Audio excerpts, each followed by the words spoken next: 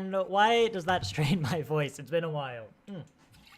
Welcome back to Star Trek Prodigy Season 2, Episodes 11 to 15, whatever the hell they're called. What are we starting with? The Last Flight of the Protostar Part 1.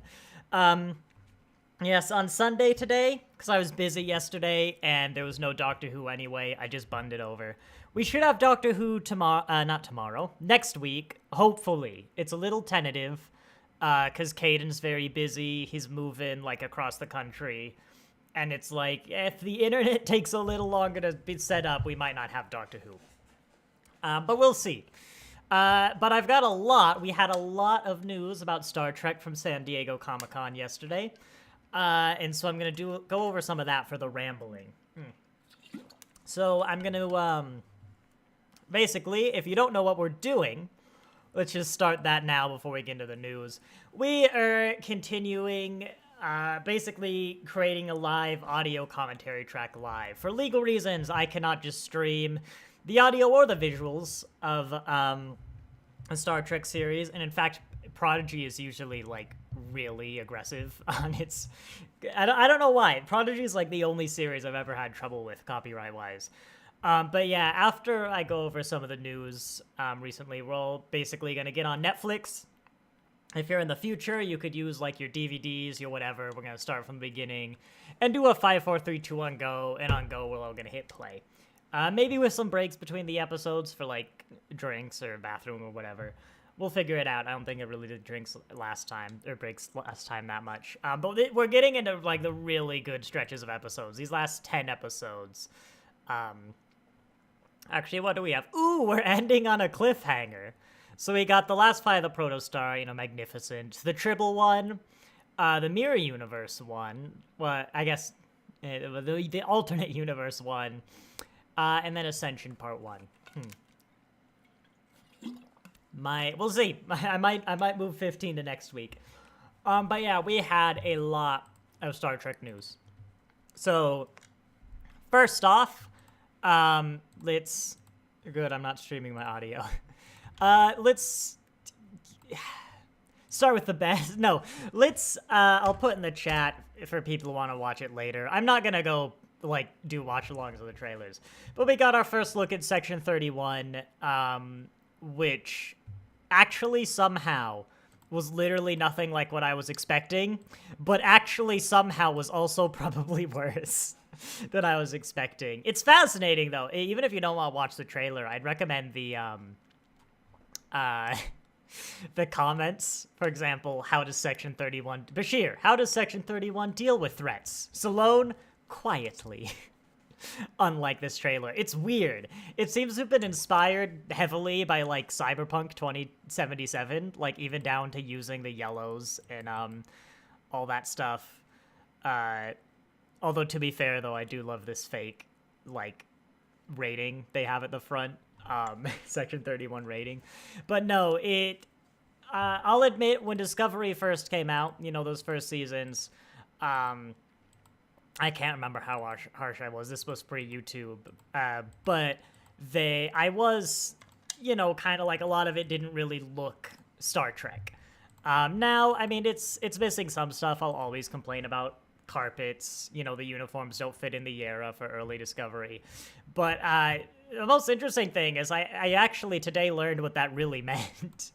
Like, not only does it not resemble, like, classic Star Trek, it doesn't resemble modern Star Trek, and I've learned just how much actually goes into the feel of the show, because it's like, the hair doesn't look Star Trek, and, like, the outfits, the makeup, and it's like, all sorts of little things I never really realized actually contribute to, like, the look and feel of the franchise. I don't know how I'm gonna cover Section 31, but we'll have to figure that one out.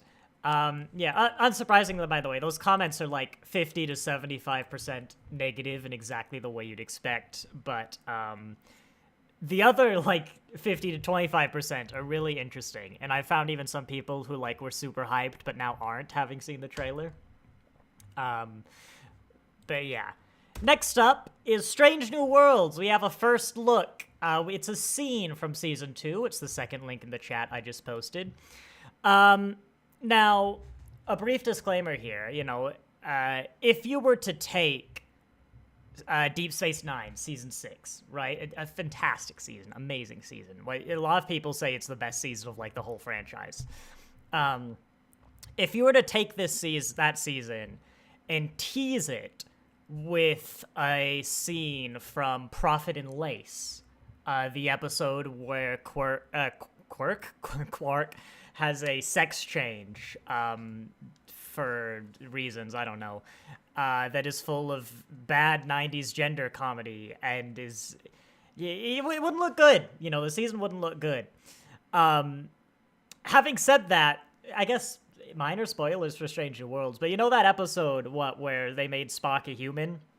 And I don't remember exactly how I reacted. I'm like, it's fine, but it was really annoying how it seems to like misunderstand Vulcan's, it's like the whole thing is he struggled with his emotions, even though his emotions should be less intense, and Vulcan's emotional suppressants are learned. They're not like inherent. They have to learn them, and so Spock should maintain all of that. Well, good news is that the show now remembers that, because there's a bit in this episode that it's the opposite. It's like 5 of the human crew become Vulcan. There's a line where they reference it. Like, at first, the crew are, like, horribly overwhelmed by their emotions. But then it's a scene about them acting Vulcan while being Vulcan, and it is incredibly uncomfortable, deeply. And, like, at the surface level, before we start digging into anything, the episode, I was going to say implies, but flat out states that Vulcans act culturally Vulcan because of their DNA. It implies that Spock, being half human, is somehow less Vulcan than the crew who have undergone, I must stress, a temporary DNA change, despite having spent decades growing up living with and identifying with Vulcan culture far more than his human half, which I think at this point he like doesn't even acknowledge. Still, he's like super against it. And also that Vulcans are comically and, for lack of a better word, inhumanly better at tasks and like missions by their nature of being Vulcan, by which I of course mean their DNA, because that's all that's happened is we've changed the crew's DNA, and they solve a mission that like the crew thinks should take hours, literally in 2 seconds. So this is probably like the worst set of scenes from the worst episode of season 3 for me for Strange New Worlds. Like, the comments seem to love it, but I am also seeing, like, there are a few episodes of Strange New Worlds that I'm really against on ethical grounds, and everyone disagrees with me. The Gorn one about murdering babies, like, is one of my worst rated videos, like, super disliked. All the comments are like, what the heck, you're being crazy. But, like, I'm seeing a decent chunk of people like, this is really uncomfortable, and you clearly haven't thought through the implications of the crew has Vulcan DNA, now they act Vulcan. Like, culturally Vulcan. God, that episode's gonna be hard to review, because Vulcan is a race and a thing. But that's that. We also got a Lower Decks teaser. I haven't watched it, because I'd want to go into that one blind. I don't like seeing all the stuff that's going to appear. We got Doctor Who, the first look at the Christmas special. Again, haven't watched it. I like going into Doctor Who as blind as possible. Oh god, the big one! Tilly, Vance, and Jet Reno are confirmed for Academy, but so is Robert Picardo. Robert Picardo has a role in Star Trek Academy in, the 32nd century, presumably as the Doctor. I don't think we actually know it's the Doctor. Like, it could be another EMH, which would be weird. It could be someone totally unrelated. It could be a descendant of Zimmerman. I don't know if it's the Doctor or not, but that was very interesting. He's great in Prodigy as the Doctor. Good guy, good actor. At least as far as I can tell. But yeah, finally, there's a new live-action comedy series in development from Justin Simien, who I don't know, and Tawny Newsome. That's how you say it, right? Tawny Newsome. Is it Tony or Tawny? God, now I can't remember. It's names I usually read and don't hear. But yeah, who basically decided, I'm going to go make my own Lower Decks with blackjack and hookers. It sounds like it hasn't. Oh, so this is the Prodigy live stream, maybe. Whoops. It sounds like it hasn't been picked up yet. It's unmade, but what was it? What's their little quote? Federation outsiders serving a gleaming resort planet, who find out their day-to-day exploits are being broadcast to the entire quadrant. A premise I am not immediately sold on, but of course that's one sentence. Like, raise your hand if you thought a group of rebellious teens who steal a starship and find, like, the meaning of the Federation was gonna be one of the best Star Trek series. Because if you do, I think you're lying.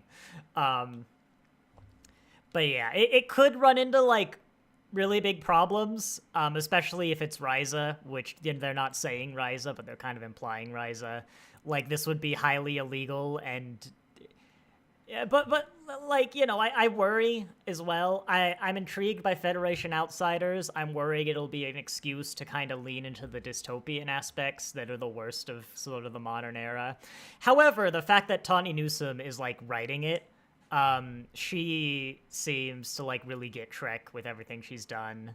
Not just the fact that she's, like, a mega fan, but she really seems to, like, understand Trek. The writing, I can't remember if I've actually seen her write anymore. I guess we'll learn from Academy. But I'm willing to, you know, I'm willing to give some leeway and a lot more to be like, okay, let's actually see what that is, before judging it. But yeah, it'll be interesting. Oh, and we finally got Doctor Who's spinoff announced officially, The War Between the Land and the Sea, which is like 5 episodes. I believe that is all of our San Diego Comic-Con news. At least relevant to the stuff I do on the channel. So as I mentioned before, I see people popping into the chat. We are going to be doing the countdown. We're going to be starting the last episode. God, Netflix, why do you get rid of the time bar? There's a link at the Netflix to Prodigy in the description on Netflix, and we are going to do a 5, 4, 3, 2, 1, go countdown. On go, we all hit play. We are not skipping intros. We've got that generic Star Trek logo I don't like at the start. Yeah, that thing. Well, you can't see it. It's blurry. And we're just gonna go. We'll do 5 episodes unless, like, something catastrophic happens in the next hour. Where is my timer? 5, 4, 3, 2, 1, go. 22 minutes. Oof. You know what I realized as well the other day is I want to do classic Doctor Who. I'm thinking at least try it once Caden and I finish modern Doctor Who, which will be like 3 years from now. But I realized this Prodigy style of doing like 5 22 minutes an episode a day is basically classic Doctor Who, which is usually 4 parts. So I mean, it's working. I can clearly do it. But yeah, the last flight of the Protostar, as I said, Prodigy, it was fine, but it really kind of kicked into gear with me once Wesley showed up. And I'm trying to remember, this might be the best, like, story in Prodigy. I'll, of course, get into the individual scenes as they come up, but I really loved this. And also the fact that the Birdman is named Adric, I refuse to believe is not a reference to the Doctor Who companion Adric. The Prodigy just has too many, like, Doctor Who vibes for me to believe that the writers aren't Doctor Who fans. And I was hoping that conversation would get me through the intro. We also get Hologram Janeway this episode, don't we? So now the intro... I think the intro finally isn't, like, stuff from Season 1. It is kind of funny where the intro, like, was outdated and then got back to being like, no, yeah, the show's about this stuff. I mean, Zero's body looks different, and, you know, there's the uniforms, but...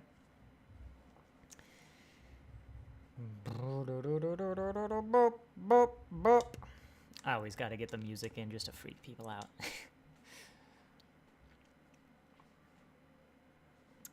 It's been a few weeks as well, so some of the remembering the intricacies of the time travel plot might be out the window. I might not be able to catch inconsistencies or like the nitty gritty details of the time travel plot as much as I would have liked, but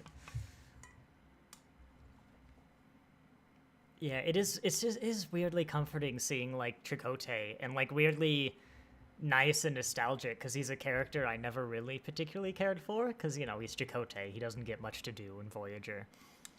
But he is great in this. It's like Robert Benthan, isn't it? Robert Benthan? I don't quite remember his last name.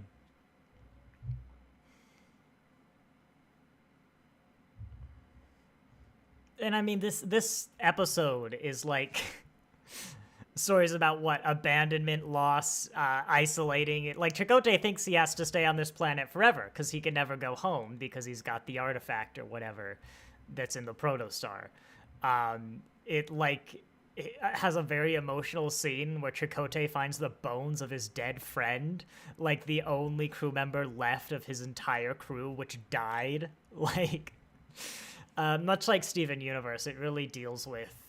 It absolutely does not shy away from like heavier topics because of it's made for kids. And I still don't understand how shows like this can exist and people can look at other kid shows and go, it's a kid show, you know, they can't do that. Or just wave off, like, writing problems and be like, no, like, you can have both. You can be a kid show that's, like, actually well written.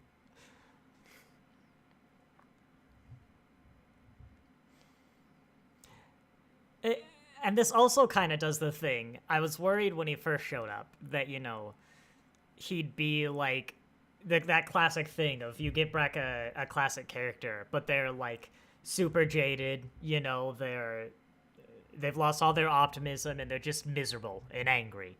Like what, Luke, John, Picard, Seven, like insert anyone that came back in Picard, not in season 3. But they actually like make it work and they justify it and they pull the effort to go why Chakotay has become the way he is in this episode. And like more importantly, they actually give him his like will and his hope back. And then after this episode, we just got Chakotay. But we also don't forget about his time here because like he mentions a lot his like 10 years on this planet. Yeah.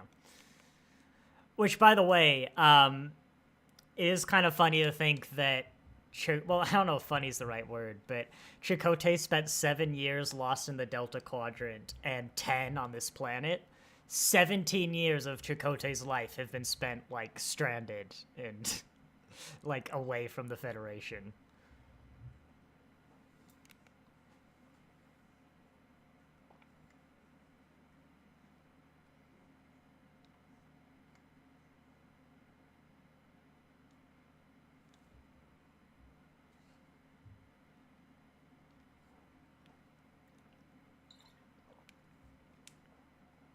Thanks for the refresher. I do wonder if Paramount was going to split this season before we sold it.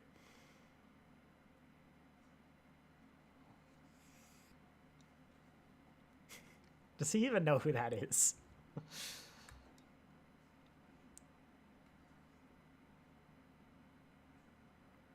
Like, could you imagine Wesley Crusher being such a huge figure that, like, even the Maquis terrorists over in the, like, demilitarized zone are familiar with Wesley?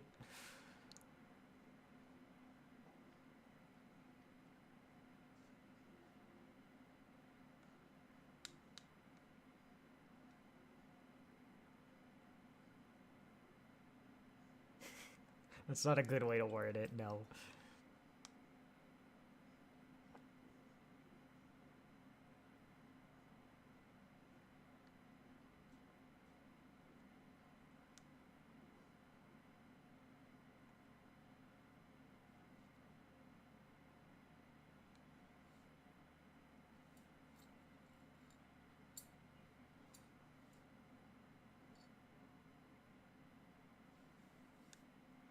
I didn't really notice before, but I like how scruffed up his uniform is, just like the little...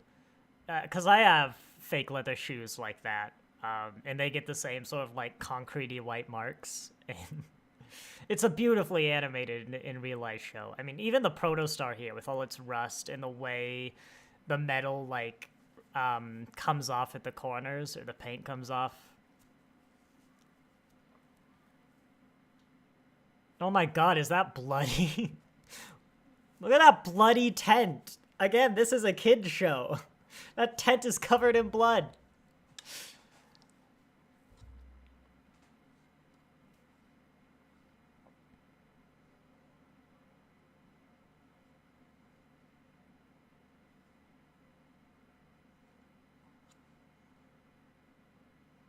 And even while Chakotay is, you know, dealing with everything he's dealing with now, and he's sort of that generic, quote-unquote, dark Chakotay, you could see him, like, flinch and still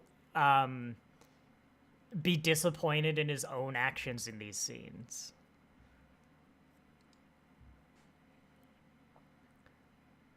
I think this is the only bring back a classic character, but make them, like, you know, damaged, dark, I don't know, that I like. And it's actually been done well.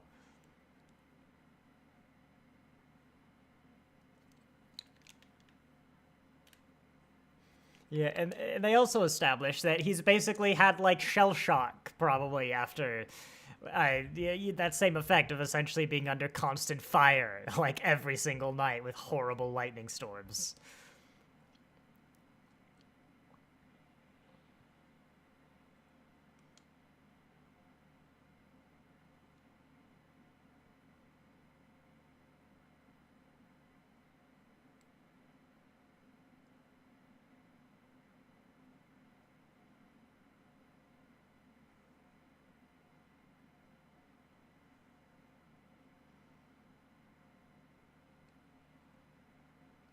God, this is a beautifully animated episode. And again, it's an alien planet that feels alien and different. You know, you've got the purple sand and the purple skies, the big wind, the lightning storms, the weird clouds that are kind of like below and above them, but you never do anything like weird or impossible, like floating islands, that really, like you could have had this in live action. You know, it wouldn't have been as stylized, but it still feels like an actual planet that could exist. We haven't just gone, we're animated, so planets are, like, impossible now.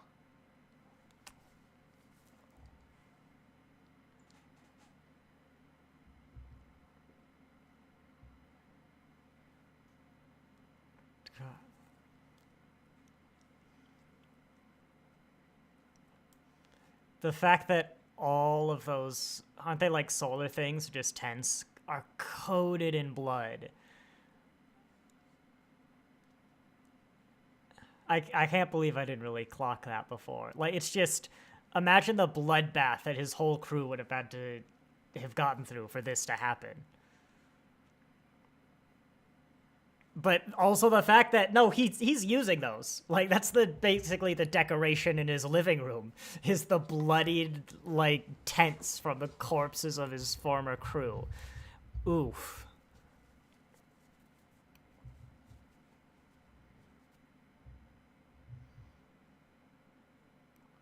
Welcome to the one time the view screen as a window works.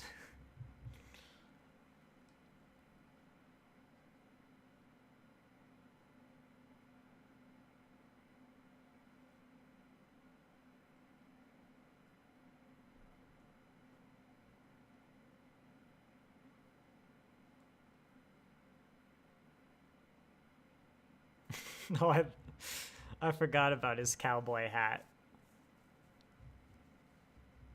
It fits somehow. I love it. 10 out of 10. Thank you, Dal. Broken. That was the word I was looking for.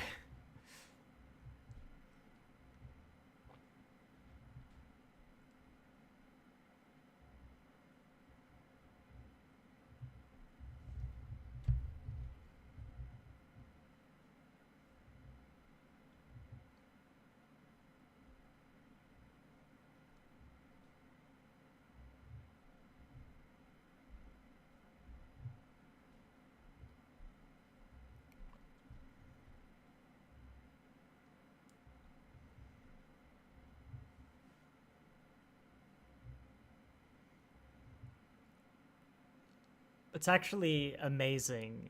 Um, like this season brings back less cast than TNG. Um, it arguably should be more like fan servicey and feeling it, but it feels so much more substantial and just better done, more satisfying than Picard. Like, why'd they cancel this one?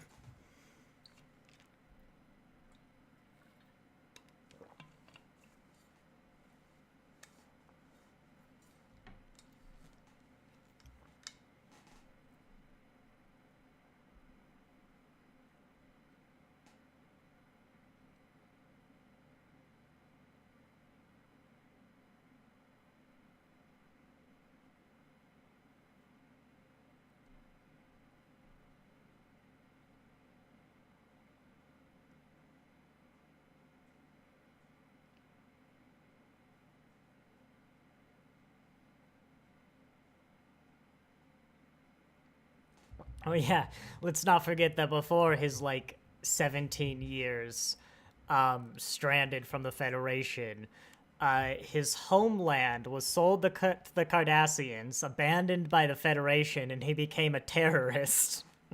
A terrorist who was part of a cell where like one person in his cell was actually working for him. Everybody else on his ship had an ulterior motive and like didn't care about his cause.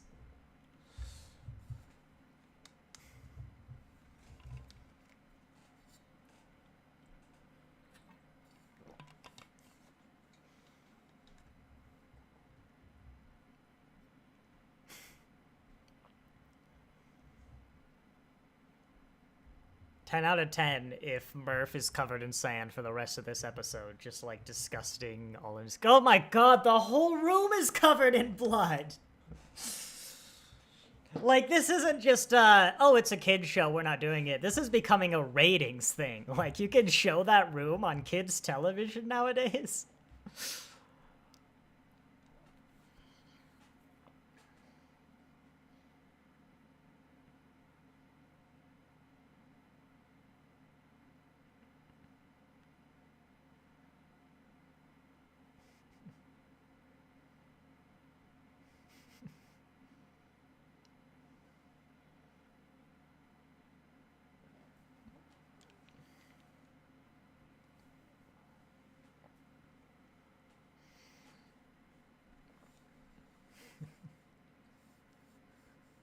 This whole scene as well, I love just them crawling on the ship, the sense of scale, everything they're doing, just it there's a real, very real quality to it. Like, even though, of course, I have no idea what it'd be like to be stranded on a starship like this with the Starfleet emergency supplies, it feels the most like how they'd actually go, the sort of makeshift stuff they'd set up, the mix of their high-tech, like, solar panels and stuff like that, using the ship as a base, but also the little ways the stuff sprawls out. Just that visual of the protostar on the hill.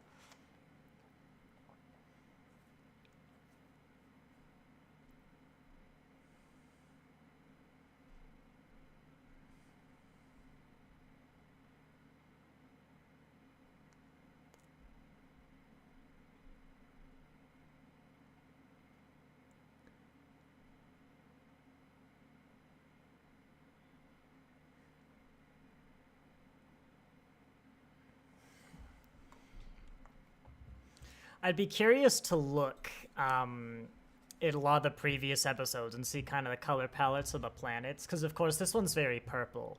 But like the one where Zero got his body, just I think last episode, that's so much blood. Where does it even come from? Um, it it was very green, and like a lot of the palettes, like the individual episode color palettes are very different from each other, and like all the settings have very different styles. Even the Federation with all its grays, like its ranges from black to white and all of the gray in between. And it's just interesting to compare to other shows. Like I've been watching Has Been Hotel comes to mind, where it's like very cohesive in its red color palette. But Prodigy still feels cohesive.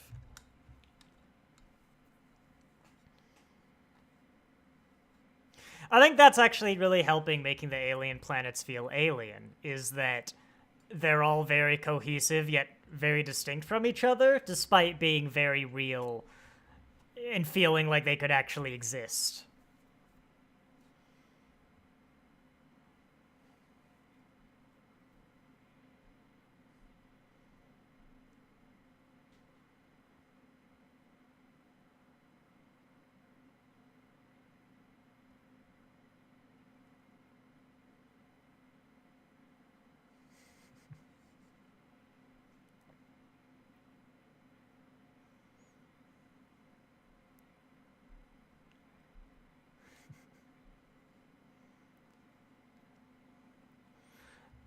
And I don't know why I didn't mention this before, especially sending Dal to go get stuff. There you go. There is probably my sole criticism of this entire two-parter, is that the whole time the kids are here, Chakotay doesn't bring this up.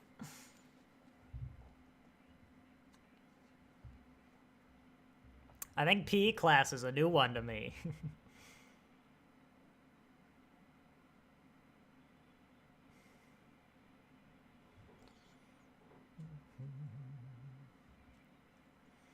Weirdly enough, actually, this planet also reminds me of one of the Factorio DLC planets that are coming out. It's like a purpley lightning planet. And I think the one that Zero went to looked like a lot of the art for their planets.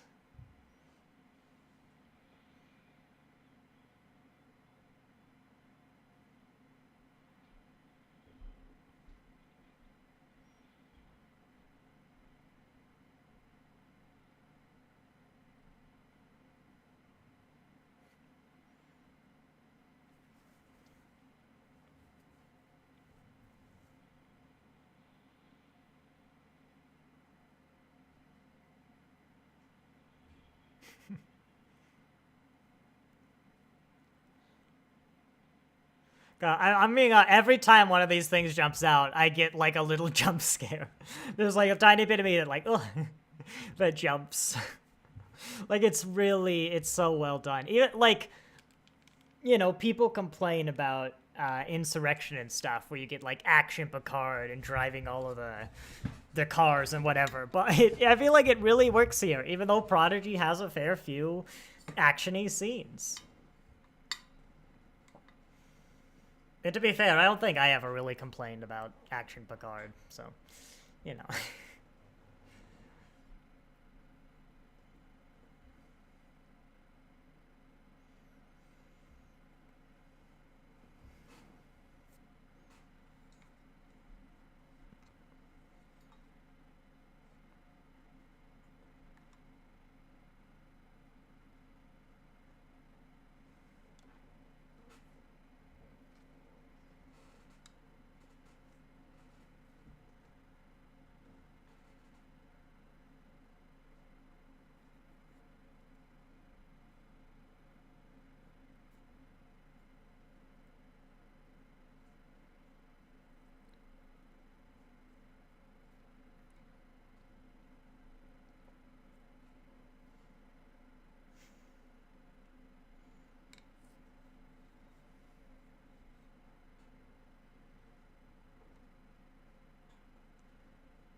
I love this moment. I'll call it acting, but the way the character's drawn, you know, the way they have Chakotay act, is perfectly done. Just you can hear the like tears in his voice. I mean, it's that as well. It's just something kind of subtle that makes it 10 out of 10. And, you know, you always get a little teary-eyed.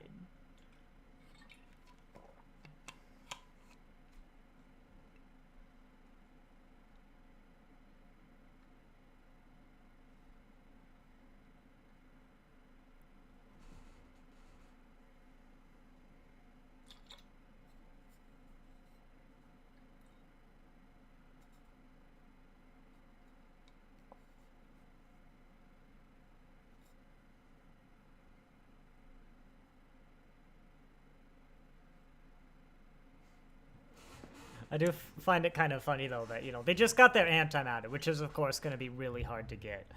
But now I think their problem is to get matter. It's like, well, matter's pretty easy to come by, you know? I forgot they had the funeral scene. I'm like, not to nitpick, because they give... I never clicked that Janeway has to stay in the protostar, so she's like as close as she can possibly be, paying respects, like literally in the doorway, but she can't leave. That's a nice little detail, you know? Oh, wow. Already? Dang. Yeah, that one flew by. I'm really happy. I'll talk for a little bit. Actually, I'll probably fill my water bottle too if you want to go quickly grab something like a drink, snack, bathroom. I said before, but I really love how Prodigy, it does good with its 22-minute runtime, but it really gives the two-parters where they're needed. I mean, 1, 2, 3, 4, 5 two-parters. And all of them are like, yeah, no, this story actually needs the full 2 parts. God, like, I know it's a 2-parter, so I know when the story ends. Like, you know, I know they get off the planet, but that's the first time, I think, for the watch-alongs, I've been completely like, oh, wow, that was done. As I mentioned, I am going to need a little more water, because I was talking.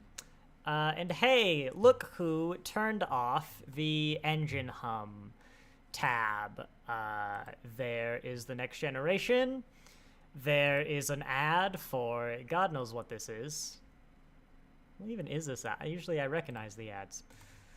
There we go. So I will turn on the engines. I will literally be gone for, like, probably less than it took me to, to do that. Intermission. And I will play an ad.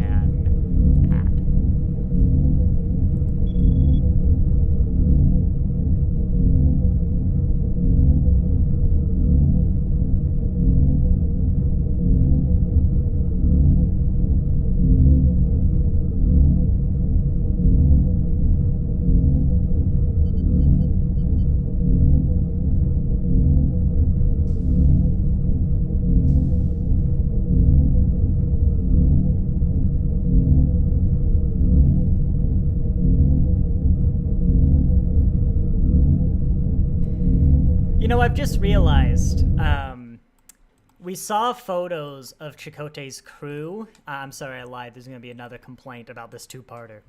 A whole 2. And it had, like, an Andorian. I think there was a Vulcan. But all of the blood in the protostar is red. And Andorians have blue blood, Vulcans have green. I guess we might be saying that's all Adrik's blood, because he was injured when they went into the protostar. On Tars Lamor, but he wasn't bleeding, and it's an exceptional amount of blood. It's actually a concerning amount of. I mean, everyone did die, but for like how many people were apparently on that ship, that's a lot of blood.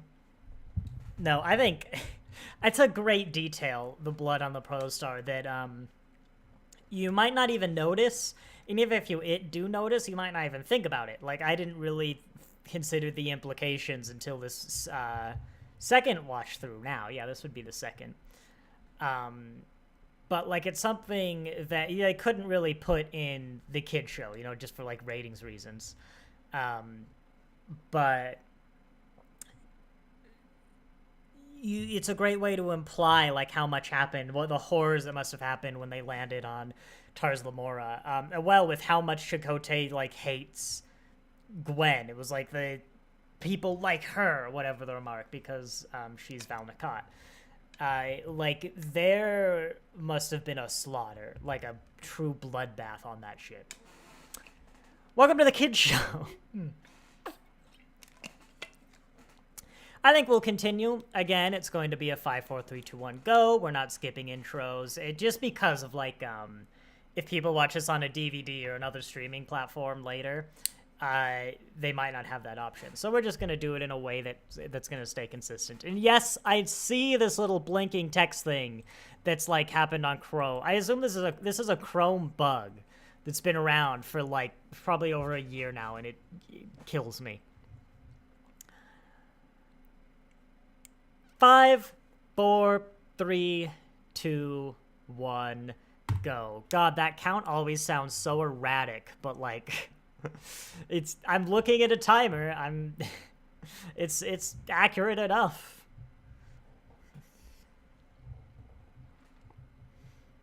Netflix.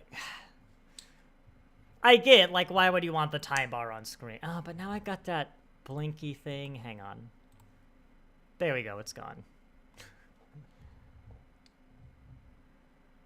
Oh yeah, I got all these intros. Dang it. I need to fill the intros with something. I don't know.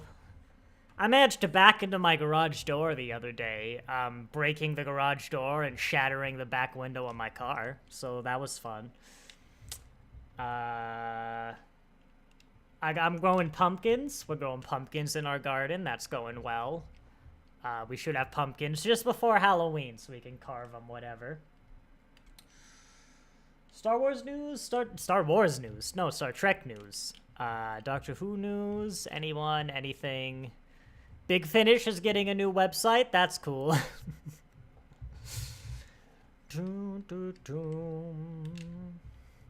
It is a great soundtrack, and I don't want to say it like every episode, every scene, but they do a great job of interweaving this soundtrack into the show and like changing the paces to match the mood of the scene. It's hardly unique, but it is really well done here. And I can't wait for a Protostar model. How far are we from Fan Home? Was that like November? October? I think it was just fall. I think we didn't know. I don't remember. The Eagle Moss replacement. New Eagle Moss.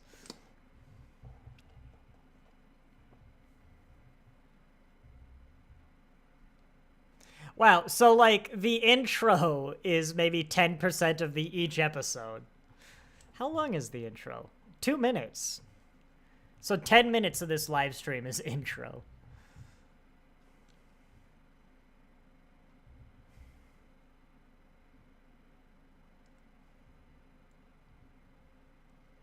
Let's just not talk about how he became ex-Starfleet.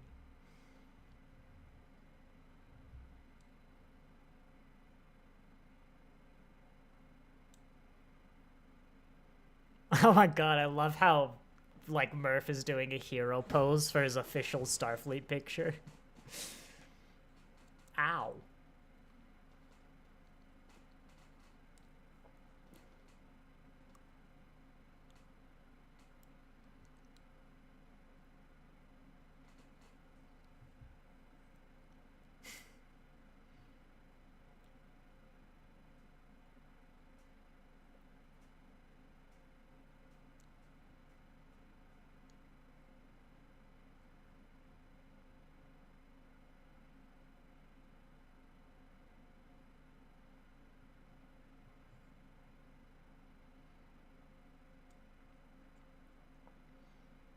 Everyone. Janeway's doing such a great job as well with the return. Who, again, isn't a character I feel like I was super nostalgic about. It's such a good take on Janeway. Oh, I forgot you're in this.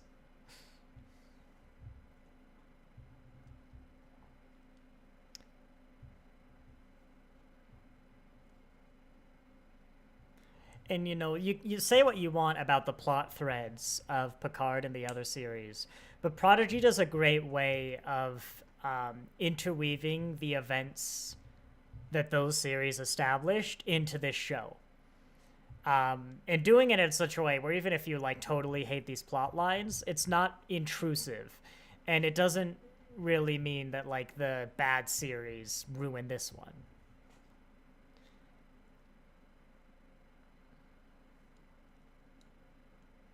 It is funny, though, how this is, like, the same plot line that everyone was like, why didn't you have Wesley and Picard?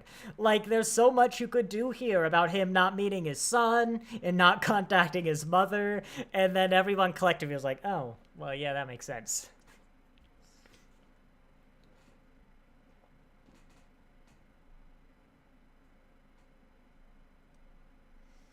And it is kind of interesting seeing the start of Dr. Crusher kind of isolating herself from Starfleet and leaving. I wish she was more of a middle ground between what she looked like in Nemesis and Picard, but nitpick.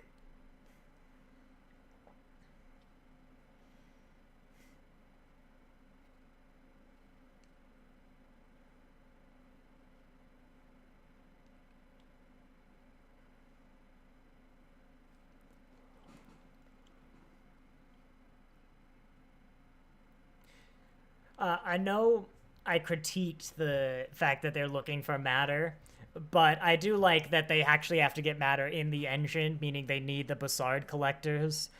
I think it's the first time we're actually using the Bassard collectors for their intended purpose, too, like explicitly. Here we go. Here's that scene.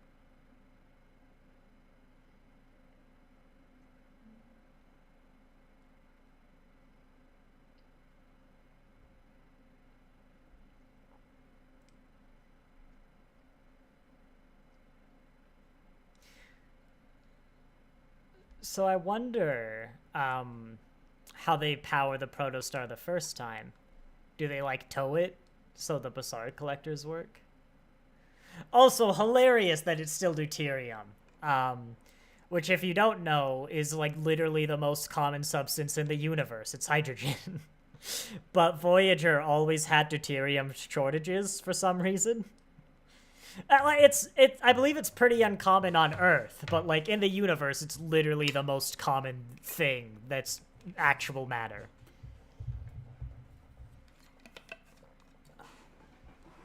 Oh, and this two-parter does a great job with the passage of time. Like Chakotay's 10 years, the month or so it probably took to do all this. And I love seeing the starship as a boat, which, as I've said before, every Star Trek ship, just turn it upside down and it's suddenly supposed to skim on water.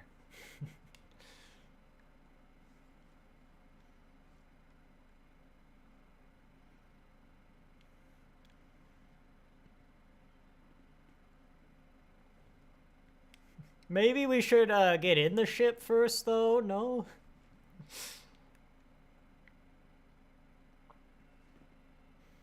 That's what it was like when we fixed my garage. Just hitting all the stuff with mallets, making creaks. It's also what it was like when I hit the garage with my car.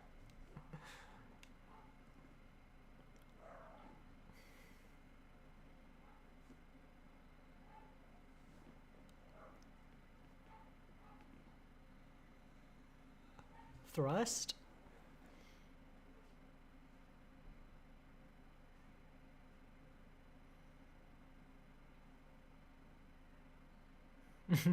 Give me a lever, a place to stand, but also Rok-Tahk.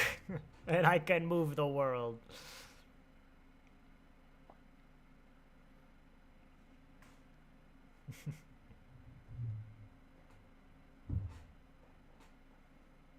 The sound design too. Like, you can hear how heavy and like, I think this might be the only time in Star Trek you properly get a feel of like how massive these things are, and like there's a real physicality to it. But also, the Protostar is a really small ship.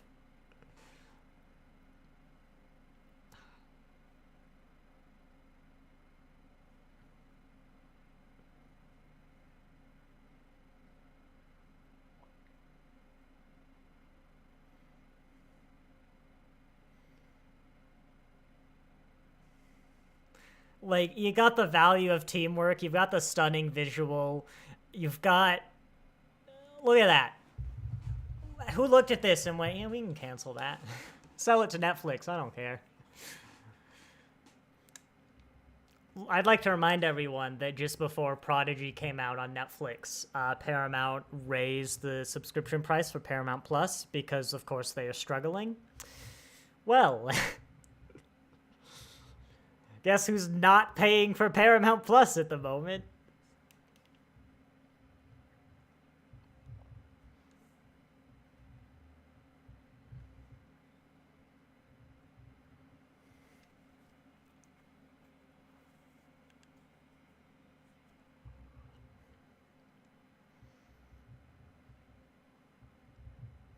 Okay, so this scene is everyone gets mad at Dull, right? And they take him off the steering. Because if you didn't notice, he's pulled the lever to his left because they have to turn left. When how you would actually steer a ship like this is you would pull it right to turn left. Which, by the way, the show never actually explains this.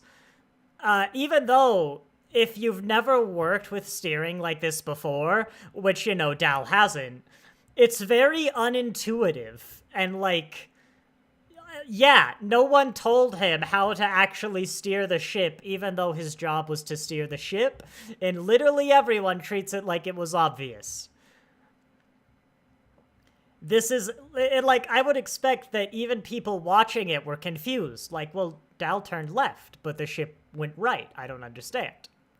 This is entirely one of those cases where you should go, look, Dal, this was our bad. We had a failure of communication. We didn't properly train you in your job. Here's how these ships work, and this is why.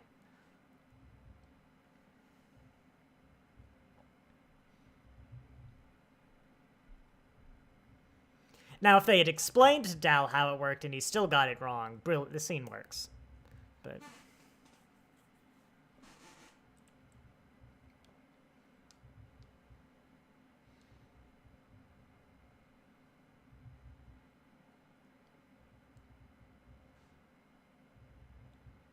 I don't even remember what she's doing. That was weird. I don't think that ever comes up again. I don't even think she has, like, a character development of learning to, like, trust people. That was weird.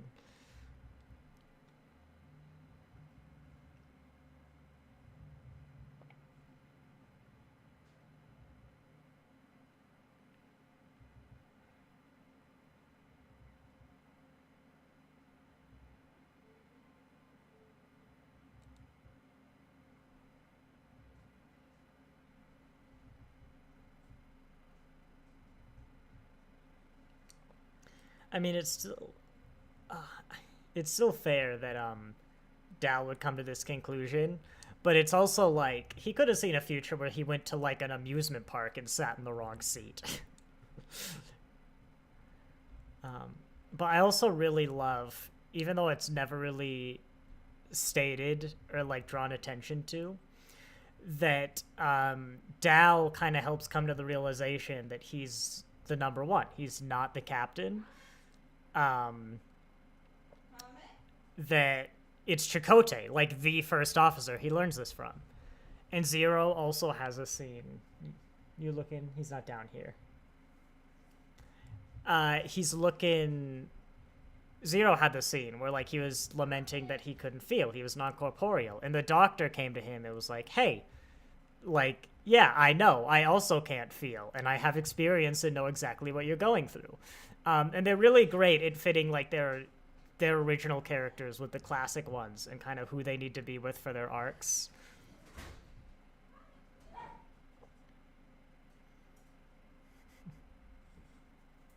Oh, there you are, Comet.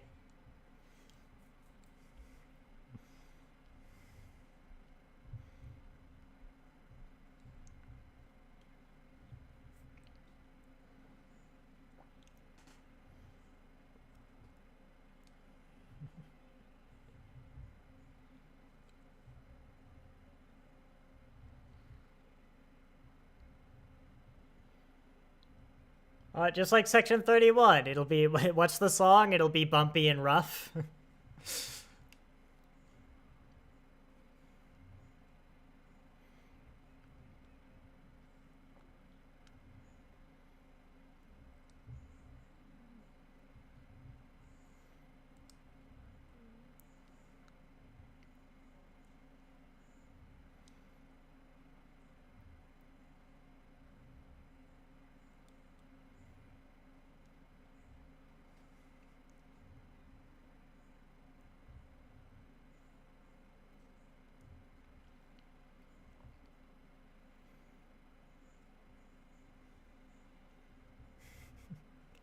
It's just, I know I'm not saying much, but it's like, I'm just watching, the scenes, the beauty.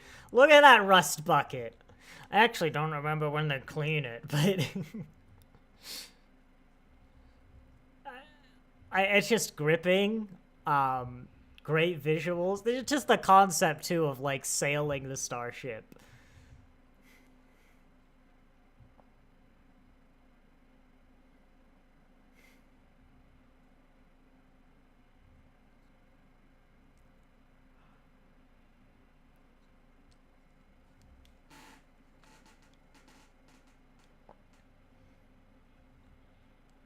Why is Dell's position the captain's chair? I mean, I guess Chakotay doesn't want to trust him with anything else, but...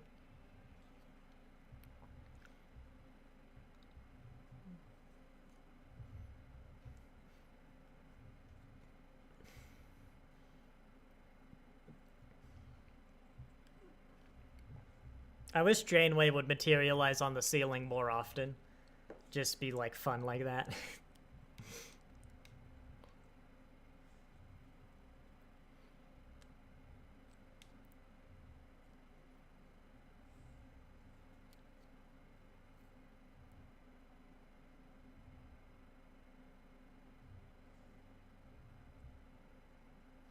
I also appreciate, as a kid show, when it does throw in the little moments, like the Archimedes history lesson. That's a real quote about, like, how levers work. The concept that Archimedes could pick up the world provided he had a long enough lever and then somewhere to stand to, like, move the lever because of how levers work. Which is fair because Archimedes didn't know about special relativity, so...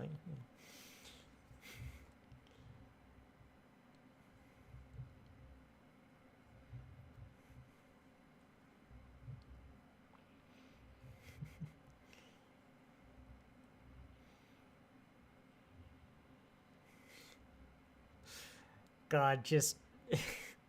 I couldn't imagine how violent, like, that is. Just the shaking.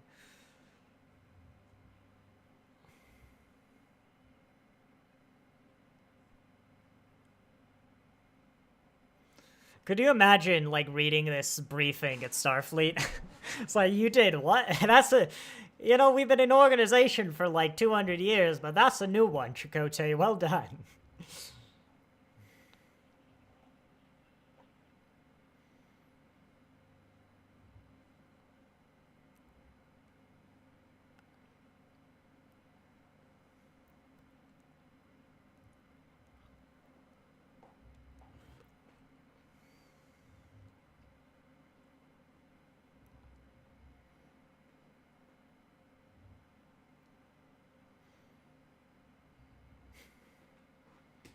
Wait, so they did have a fart joke in Prodigy. I slipped past me.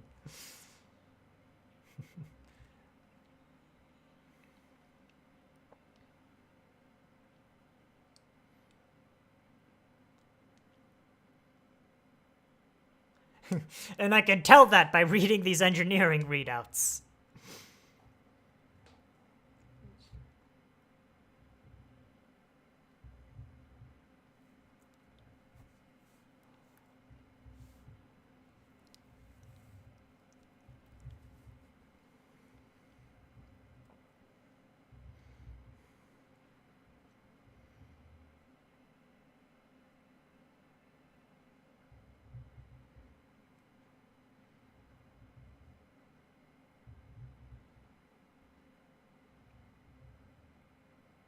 Oop. Oh, I thought Netflix froze. I thought we were going to lose it.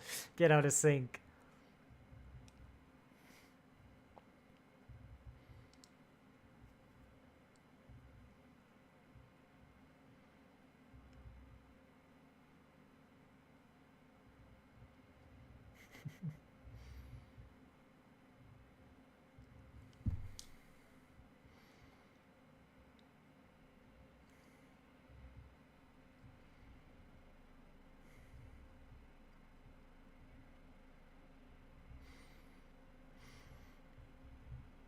Yeah, I think this might be the first time in the series, but it's a good little hero moment for Dao. Especially after he's been not just useless, but kind of actively detrimental to the episode. Say, okay, he's been actively detrimental to the episode, but I took the long way around. Another minor Doctor Who reference that has to be intentional.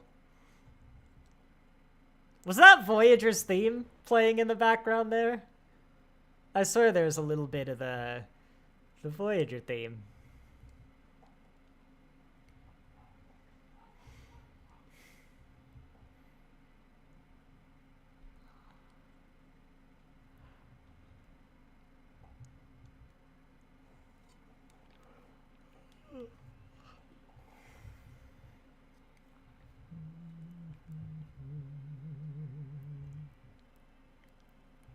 Look at all these visuals. Actually, Prodigy does generic space really well, too. I love the way they paint the stars. The way they're kind of blurry with, like, slight color on the edges. Because nowadays, and Prodigy does do this as well, we tend to go really overboard with, like, color and nebula and stuff in space. But I'm like, no, give me, like, the TNG starfield. Like, space is beautiful without having to fake it.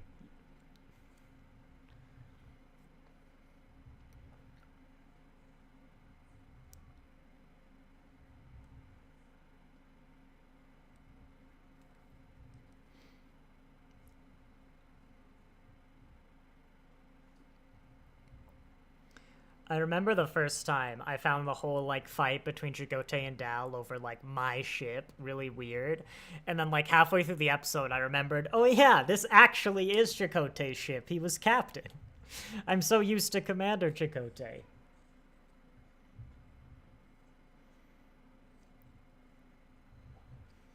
And it was a Tribble one next, right? The Tribble called Quest, what I will easily call the weakest episode in the last 10. It's fine. I don't even really remember why. I think it was just kind of vaguely episodic. You know, like, we've got this big overarching plot that... it's the one episode that doesn't feel like it's actually really pulling plot weight, but maybe I could be proven wrong. I think I'm going to go straight into it. But yeah, anything else I can think? Well, first off, for the last two-parter, again, fantastic. Like, probably the best reintroduction of a character in Star Trek. I'm just going through, unless I'm really forgetting someone. Like, a fantastic way to bring him back, a fantastic little arc, an emotional arc with Adric and his whole crew. It's the strongest episode of Prodigy so far. Or the strongest story of Prodigy, probably the strongest story in the whole season, but let's just get into the Tribble episode.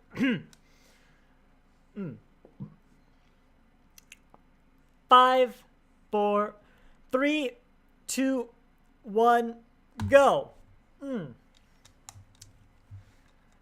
I needed to burp, but couldn't.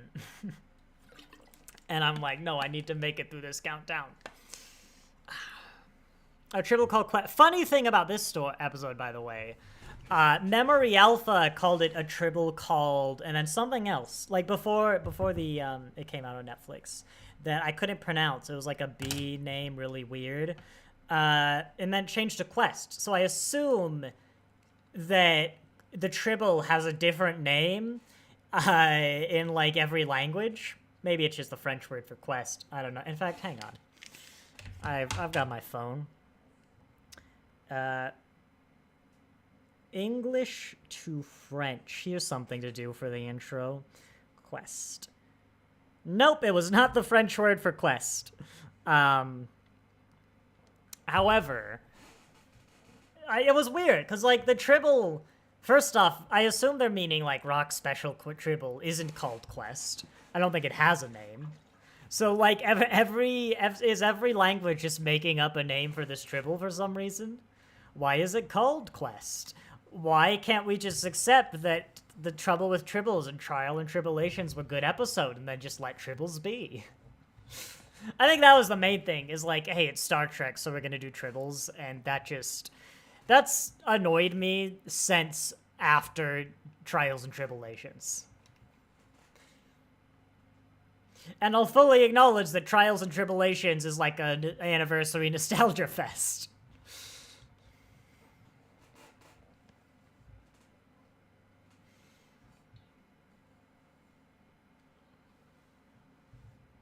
I'm curious. Anyone watching, if there's anyone who actually loves when like they reference a Tribble or like random, oh, there's a thumbnail. Hang on. The Tribble episode has my next thumbnail. That right there, what you're looking at now, expect to see that in the in the thumbnail for Academy. There's another one. Thank you.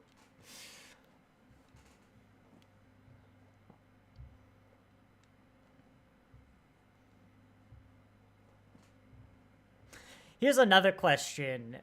Outside Trial and Tribulations, is there a single episode that uses Tribbles in the way that, like, it actually had to be the Tribbles?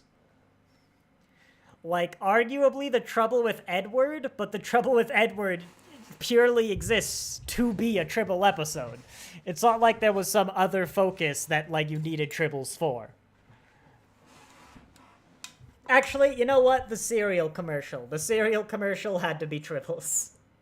I'll give you that one.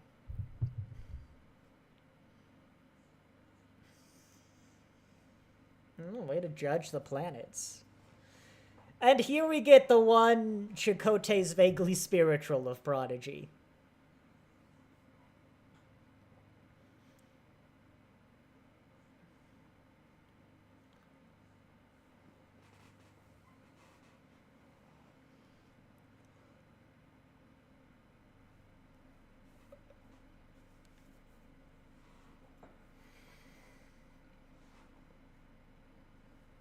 And there they are. Looking kind of weird in the Prodigy art style, but I guess they are supposed to be like weird dribbles.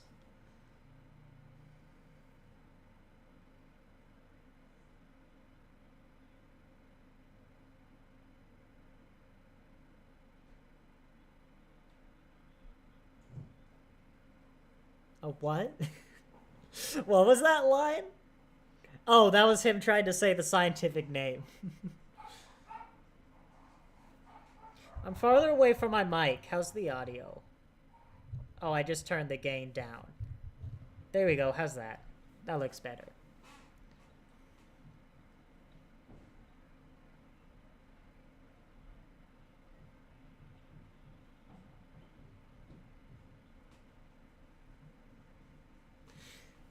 Yeah. I'm probably, yeah, it's a Tribble. We've done this. That's just kind of my reaction to Tribbles nowadays. I mean, to be fair, actually, Prodigy is doing something different with the Tribbles. However, it is still just the Tribbles for the sake of being Tribbles. Like, I guess technically Rok-Tahk studied them, and that's plot relevant. But they could have studied anything. Like, I don't know. They also specifically discovered a way to stop Tribbles from replicating, but that's not what they do, and that bugs me.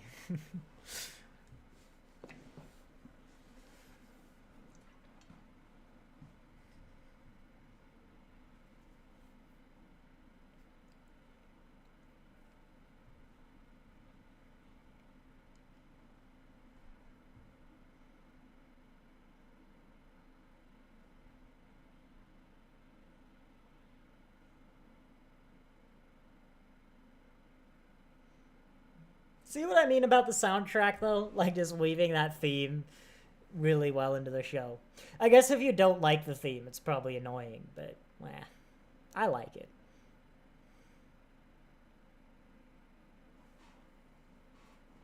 Is that Tribble dead over there? What's it doing? Like, over on the left, it's not on frame now, but...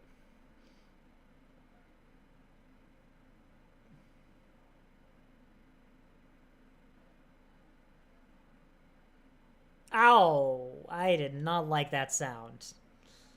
You gotta warn someone before you play a sound like that. You gotta let me take my headphones off.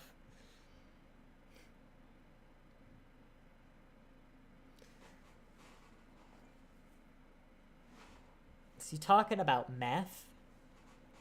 Oh, by the way, this is the episode that I learned Maj'el's voice actor is the same voice actor for Amethyst from Steven Universe. That's how long it took.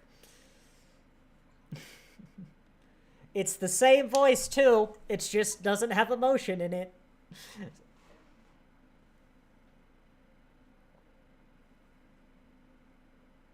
Oh, we established, by the way, we're at the edge of the quadrant. So I guess we're at like the alpha beta, the alpha delta, alpha gamma, alpha delta quadrant border. Which is, doesn't the Klingon Empire go that far? God, I don't remember.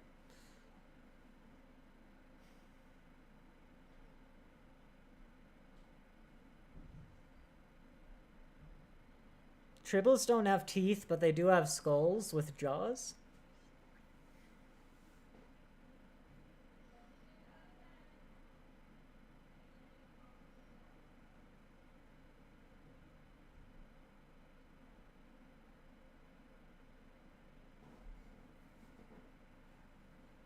Love the reference to Rok-Tahk.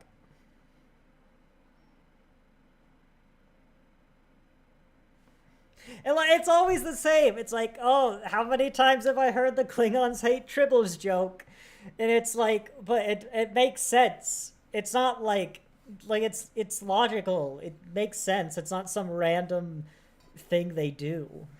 It literally almost destroyed their empire, and they killed this planet.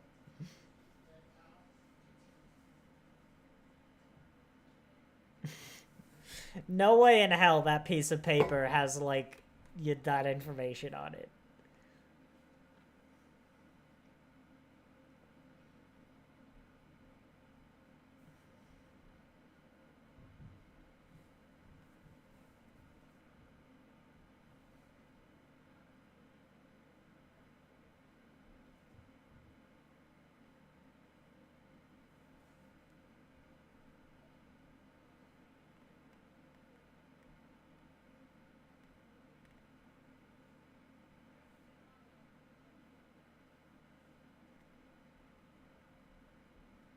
Again, they do the Klingon view screens, the Klingon ship, the Klingon outfit, his hair, his forehead ridges, all perfect.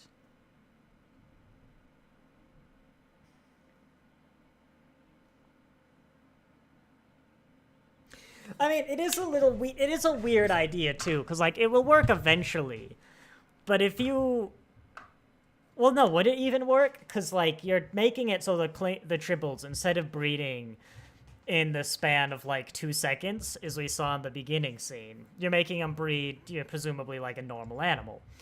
But if there's so much as one tribble that is still breeding at like the crazy exponential rate, then it'll become like the overwhelming number of all tribbles, because it's just vastly outproducing all the other tribbles.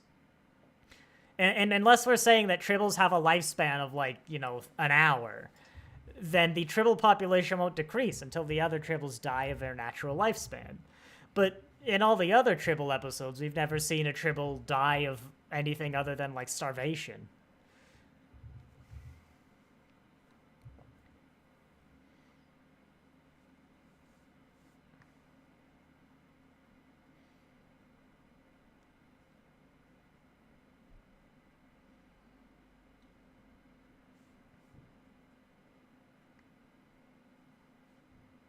You could give him a new one, actually.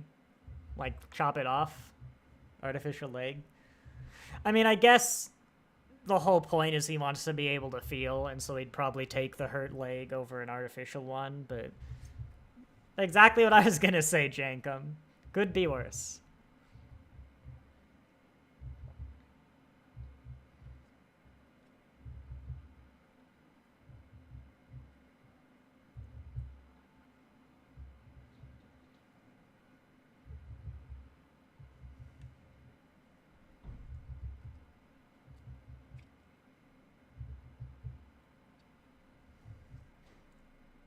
It's funny, I was gonna say, it's kind of interesting that the character with an artificial limb doesn't bring up that possibility to zero. But no, yeah, that's just exactly what they do.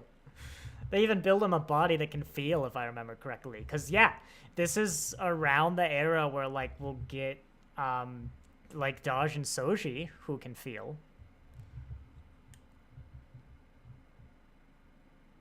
It's like the pug I'm watching right now.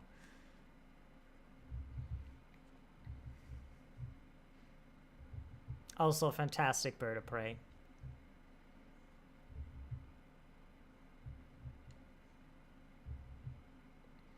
Of course Prodigy remembers.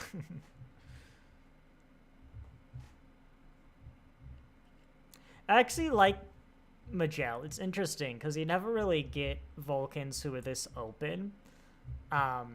Particularly like main character opens. But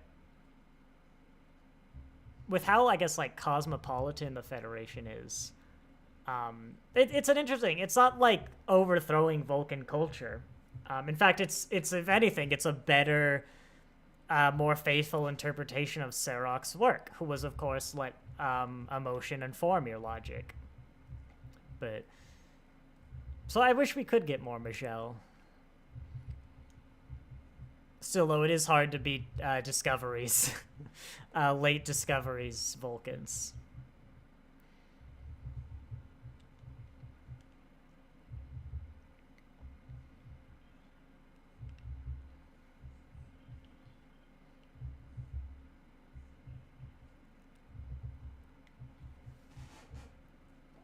And then we get this little mascot guy who I believe serves literally no function, even in this episode. No.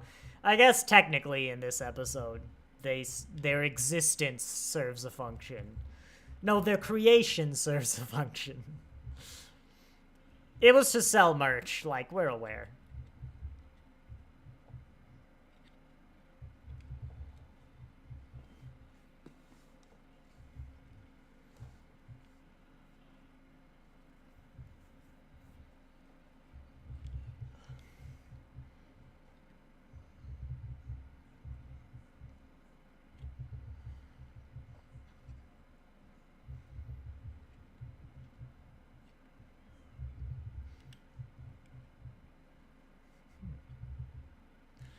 See, this is why we ban genetic engineering.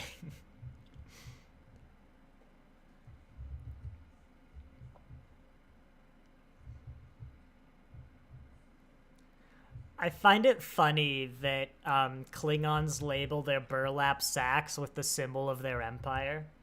Like, could you imagine going to a grain silo and all the grain is in bags that are totally unlabeled? However, they do have the American flag on them. Now that I've said it, actually, I could see that happening, but it is no less funny.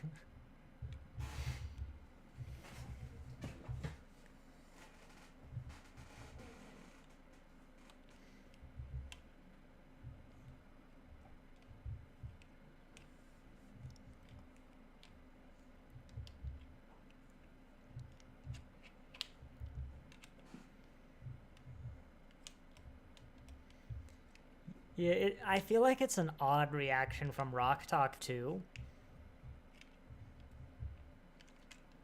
There's nothing before this point, I feel, that would suggest Rok-Tahk would react very seriously to something like this. But also, Rok-Tahk's actual experiment didn't fail. Their mistake was just like in lab sanitization.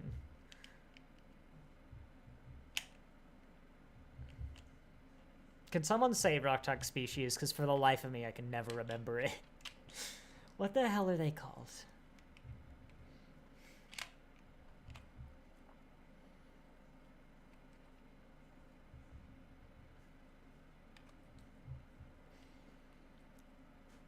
That would have been a better title for the episode. Just why it's not called Quest, right? Like, I'm not forgetting this.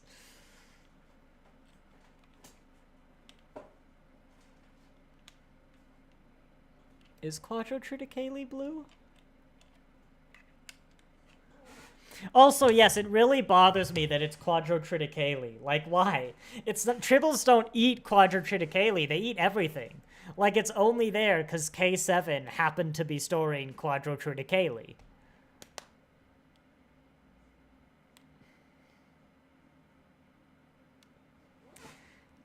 Star Trek Quadrotriticale.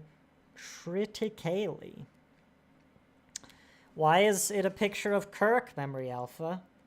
Oh, it is blue. Yeah, no, look at that. It's exactly that color. Well done.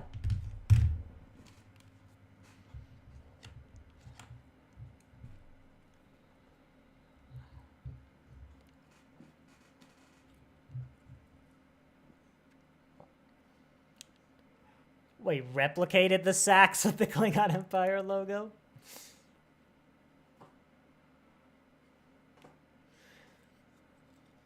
You know, come to think of it, is there a reason they can't just replicate the matter they need? Just convert energy into whatever these particles are? It's like baryonic. What was it? It was some weird name I didn't call out. Bosonite, that's right. And I didn't call it out at the time, but I'm like, did you just know the word Higgs boson and make an element out of it? You know what? I'm gonna look it up now that I have mentioned it. Bosonite. Basanite? It could be basanite. I don't think it's basanite, but I don't know.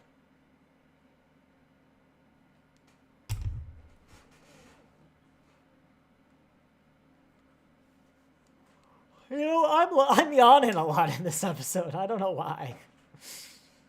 It's a fine episode.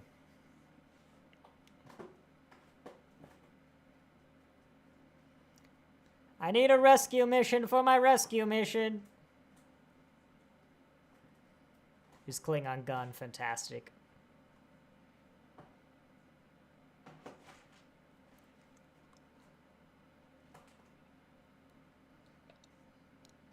Ooh, there's another. It's not that boring, Nathan. Come on.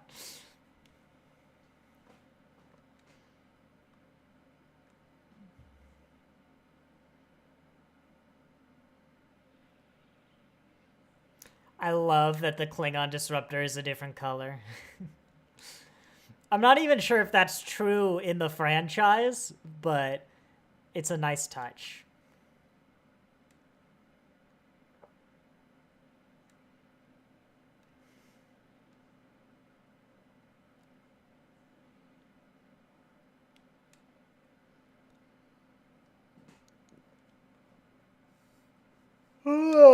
Another yawn. It's not that boring. I don't know. By the way, I believe this line coming up here from Maj'el. Yeah, that one right there. That was the one where I went, oh my god, that's amethyst. Because there's actually a lot of concern and emotion behind it, and you realize, oh, who is it? Steven Universe. Amethyst. Oh, yay, names I don't know how to pronounce by reading. Michelle Diets? I have no idea. I don't know. But that's the voice actor. And I've just learned... Does Google... Wait. Google's telling me... Oh, no, that's a Steven Universe wiki. I thought that, like, the Google auto-populated results had added pronouns. But, no, that's just the Steven Universe wiki. Because that's just the kind of fan base Steven Universe is. Oh, I stand corrected. The Tribble did have a purpose in this episode. And now, like... whatever the hell that Romulan guy in Picard was, he served his purpose and we don't need him anymore. Oh my god, what was the like nun guy? Oh my god. Picard, someone chat, please. No. This New Zealand guy, absolute candor guy, Picard. He's totally useless other than the one episode he's in, but they drag him around for like 3 seasons for some reason. What the hell is his name?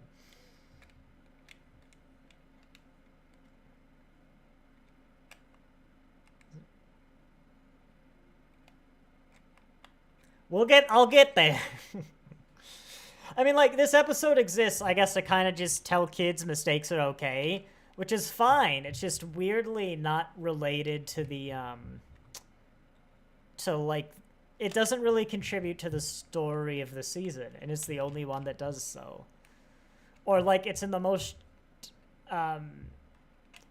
superficial way.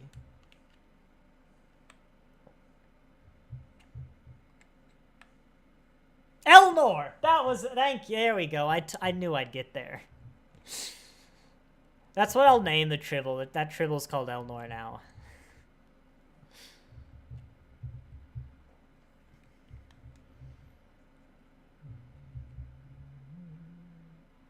Notice everybody just hung their head. Notice he didn't even make a mistake. It just worked without any intervention.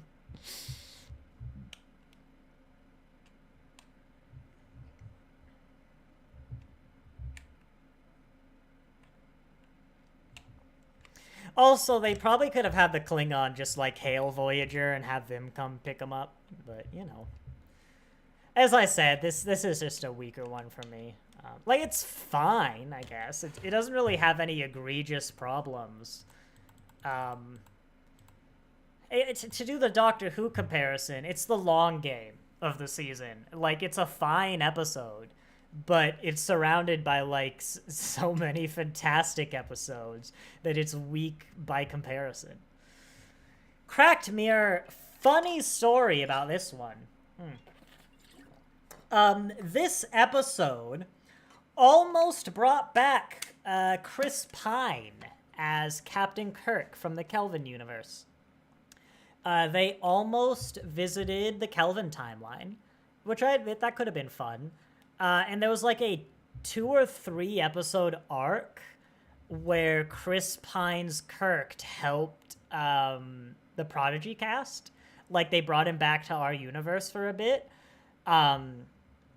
Actually, now that I realize it, that has some really crazy implications about Spock, because Spock hasn't created the Kelvin universe yet. I think they know about the Kelvin universe in this episode. Don't they? Well, we'll get in. Let's find out. Let's just get straight into it. Also, really love that we don't see a mirror Rok-Tahk, because I want to, and it's not quite a Mirror Universe episode, because I want to have the thumbnail characters go all Mirror Universe whenever we go to the Mirror Universe, and I had no way of knowing what the uniform would look like. Remember, it's a 5, 4, 3, 2, 1, go countdown, and on go, we all hit go. 5, 4, 3, 2, 1, go. And we're not skipping that intro. Only, like, criminals and cowards skip intros.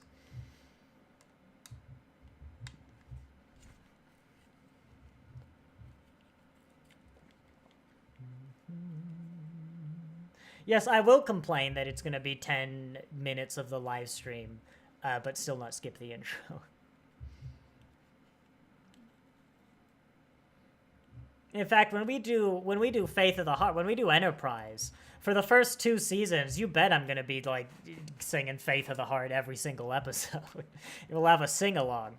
For the second 2 seasons, I'll probably still do it. I'll just complain that they remixed it literally every time. It's such a funny intro, because so many people hated it, right? And then they remixed it, and then the people who liked it now hate it, because it's a shitty remix, and the remix is never better. I will concede, though, that especially in Season 3, Faith of the Heart leads to a lot of really weird moments where, like, Captain Archer watches his home planet be destroyed. We learn humanity is like 12 people living in a dumpster. That's all that's left. Like, we've just had, you know, major terrorist attacks. It's been a long road. Like, it really doesn't fit Season 3. However, it's a great, it's a great intro for the song. It's a great intro for the season, for the show.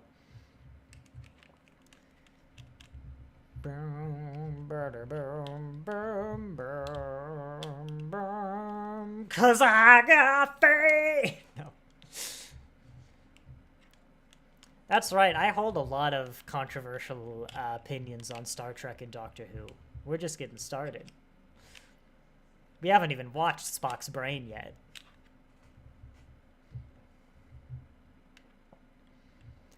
Beautiful.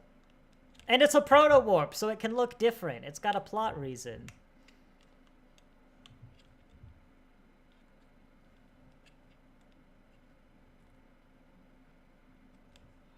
So I guess we are just saying, though, that it got unrusted by magic.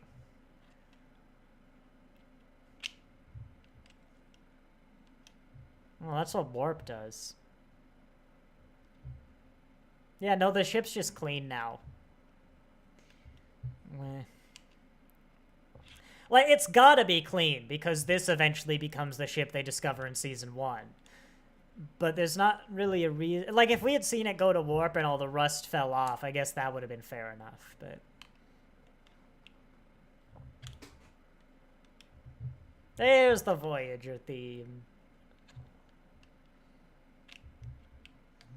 Yeah, it's a nice ship.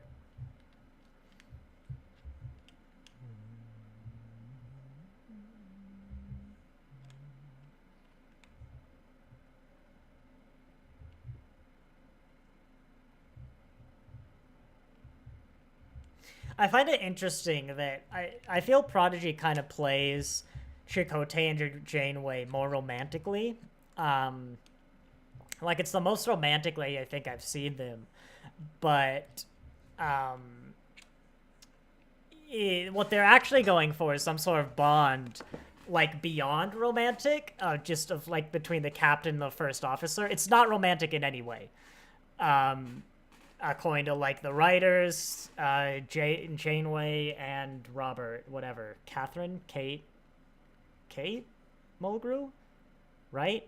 Why am I being confused? It's Kate Mulgrew. It's just because it's Catherine Janeway. You know, Kate and Robert both say that, and it's like, why does it feel like so romantic then? But I am glad they didn't go romantic.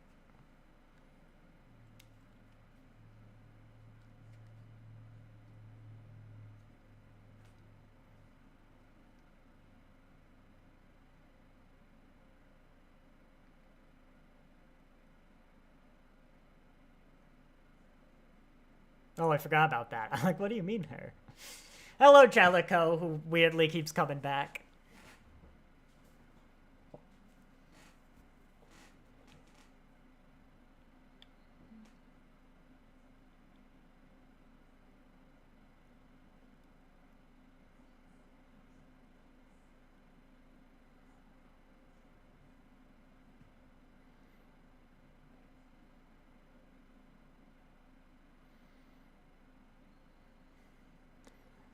So, are there other Rok-Tahks and stuff in this universe? Like,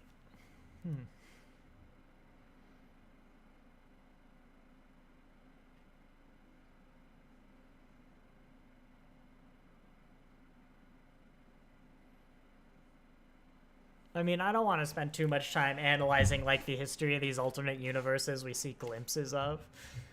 But for all we know, this universe could have, like, 6 different kids.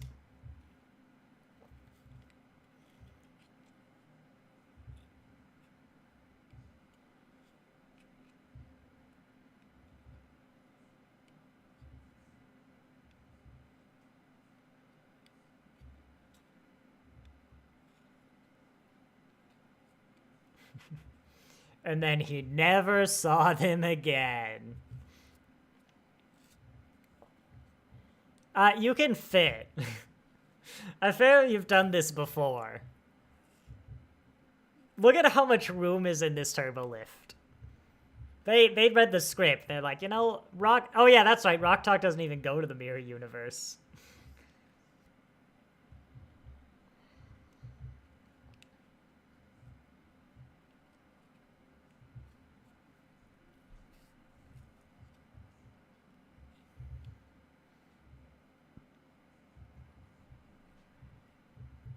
And here's a cameo no one expected in season 2.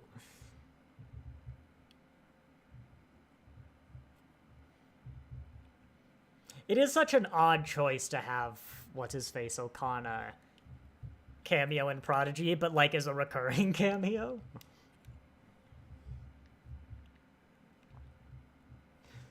Although, he mentions they've met each other, right? Oh yeah, how do they meet each other?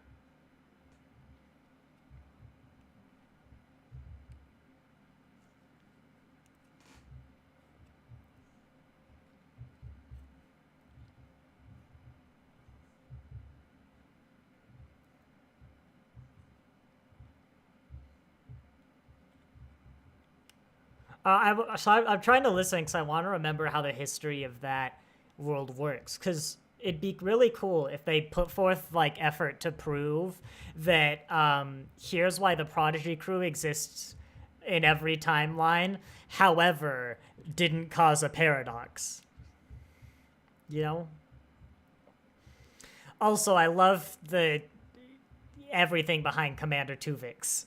Like, is that the reality where they don't kill Tuvix, but he mutinies, destroys Voyager? Voyager discovers that planet of people copying things? Oh, no, they did destroy the Federation.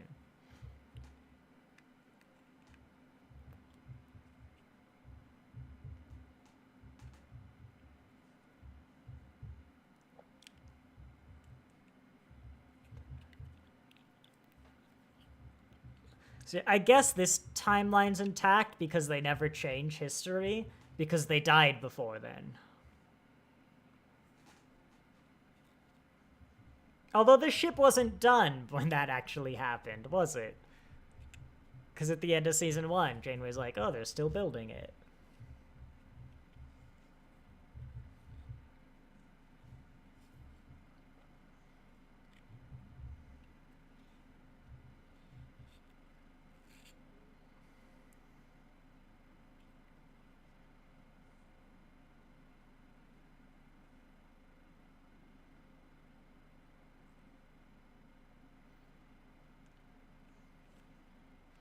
In what way are they vintage?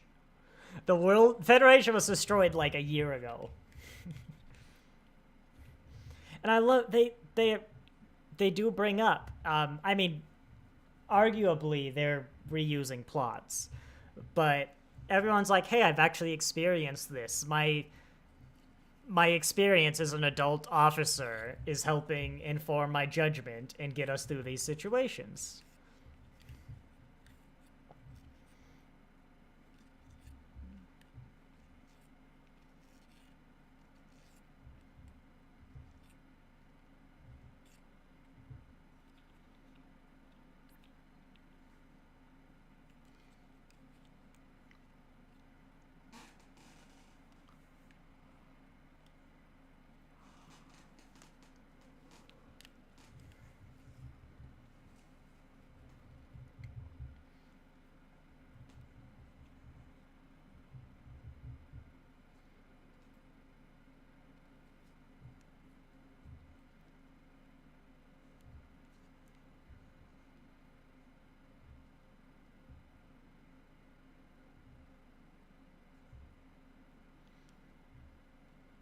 Unlike the mirror universe one, thinking about it.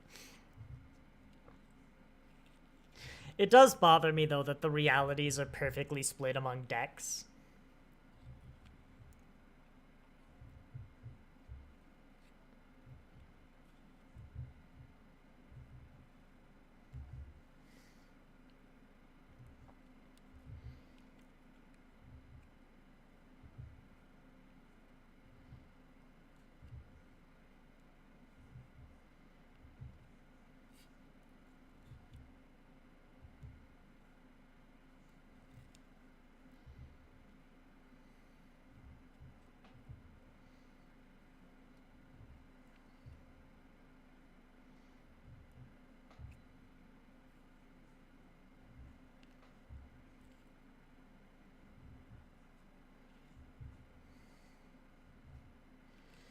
I wonder if the 8 levels, like, this is how they wrote out Kirk. But I think it was really early that Chris Pine's Kirk got written out, just because it was too big and, like, it would have made the plot too bloated. Not just here, but, like, the rest of the season. Because it was apparently 3 episodes. I'm like, why would you do 3 episodes of Chris Pine's Kirk? You could just have him show up. It could be fun in the Kelvin verse. I'd love to see Prodigy tackle that.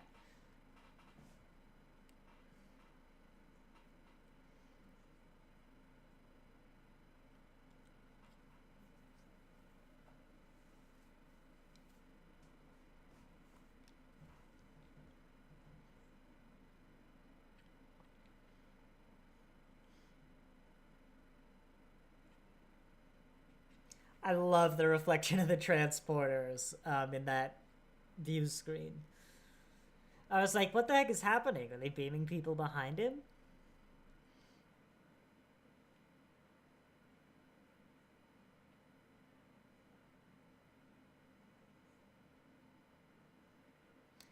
Yeah, I mean, romp for the mirror universe, have fun is interesting. But I do feel it kind of undermines some of Deep Space Nine. Um, where, yeah, you had the mirror universe, the Terran Empire collapsed. Which, by the way, is apparently also the case in the 32nd century, according to Kovarax. But I'm sorry, I'm having trouble thinking with the voices over my head. Yeah, so and then the Earthlings were mistreated. They rebelled, and a lot of them basically just wanted to, live their own life. They weren't really interested in forming an empire. And, like, yeah, I guess you had some still sort of evil humans around, but we totally... So we're saying that the rebellion won, they reestablished the Terran Empire, and they also managed to catch up exactly to the level of technology of the Federation, despite having been collapsed for, like, decades, to the point of also building the Voyager A, despite the original Voyager having never existed. They got the Defiant from the Prime Universe Defiant. That makes sense. But why the hell does the Voyager A exist in the Mirror Universe? Unless, of course, we want to say this is a different, Mirror Universe. It's an alternate Mirror Universe. But we have a lot of direct references to the run-ins between our two universes. Which, again, like every alternate Prime and Mirror Universe would have. But still, it's really weird.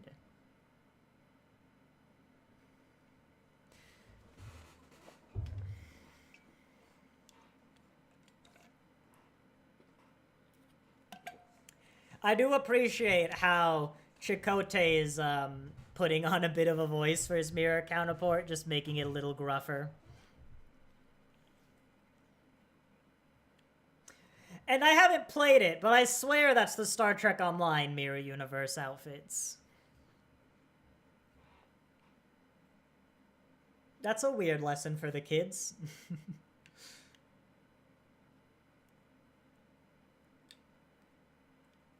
Welcome to something that only vaguely works because it's animated.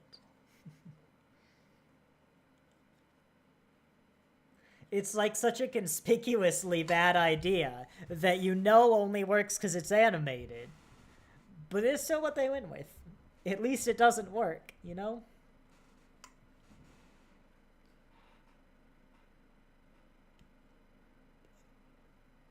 Why are they wearing helmets? Is it just because faces are hard to animate and you only have to make one model?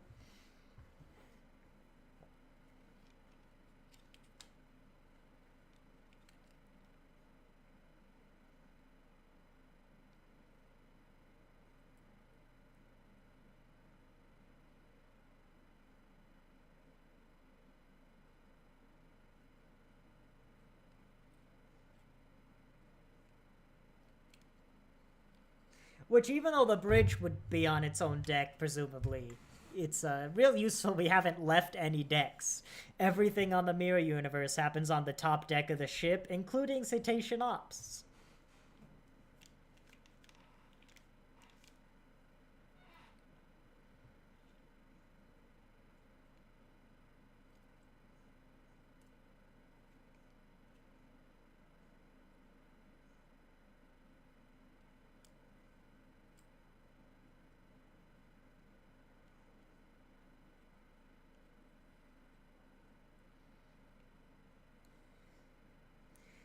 And it really bothers me that, yes, we still have the inverted Earth logo from Discovery.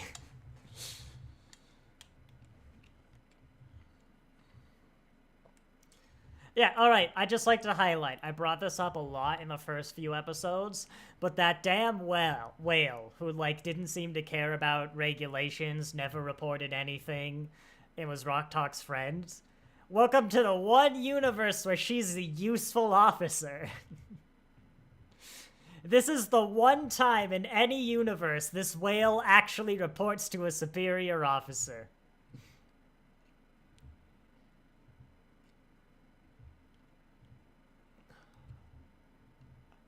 I just find it funny, honestly. It's not a complaint. It's not a plot hole. It's just, yeah, it would be this whale.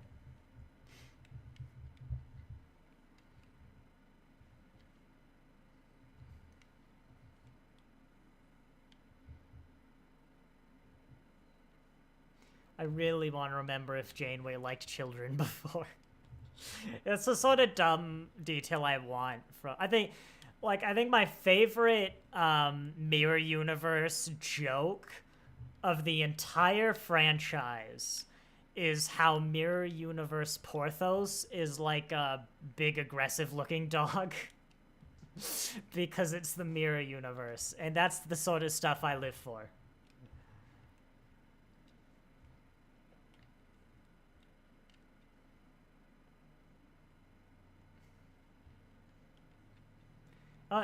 I'm noticing a few little animation problems, but in that last shot, Del's arm moved behind the little badge on Gwen's belt.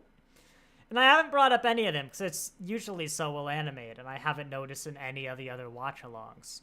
But there's a bit where, like, in the last fight of the Protostar, where Chakotay got up from under a console, but his eyebrows weren't properly shaded. Well, the rest of his skin was. And there was a bit where you could see through Jankum's hand. After Zero was getting healed, you could see the console. And I was in the background. I'm like, well, maybe his hand was just hollow, but it didn't look it. But yeah, it's weird. Like, you know, little things like that'll probably slip through, but it's weird that I'm noticing a cluster of them now and not before. Dang, that's a... I was gonna say effective phaser. I'm gonna go with ineffective door.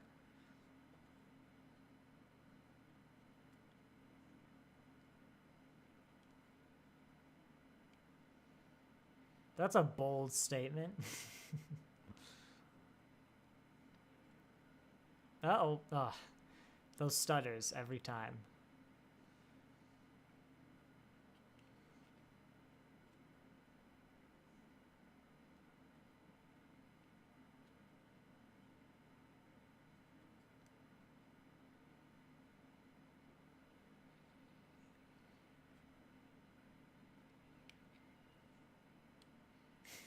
I forgot Murph had the little mustache. Wait, can you fire through your own shields? I guess you can. I've never thought about that. That ships frequently fire through their own shields. Okay, wait. So the reason that works is because if the phaser is the same frequency of the shield, it'll pass through the shield. But doesn't that mean you could just check what frequency the enemy's phasers are hitting you at and fire at that frequency? Now you might say, oh, just change the shield frequencies every time you fire. But we know that they don't do this as standard practice, because very frequently someone will pass through shields and then they have to give the order to change the shield frequency. I have never thought of that before, but whoops.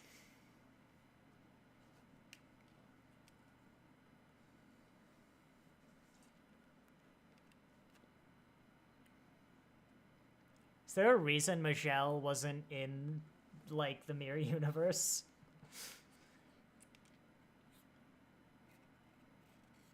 Like, was she supposed to be with Kirk? I don't know.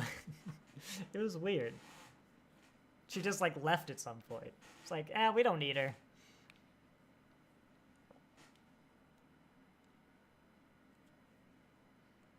You look like you've been through a lot.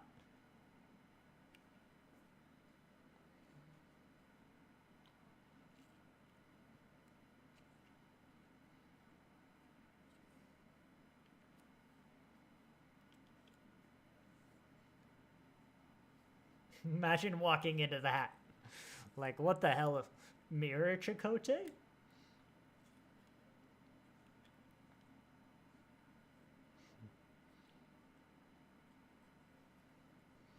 I wonder if the Prodigy theme was specifically crafted so that you could blend it in and out of the Voyager theme. That's racist, Jenkum.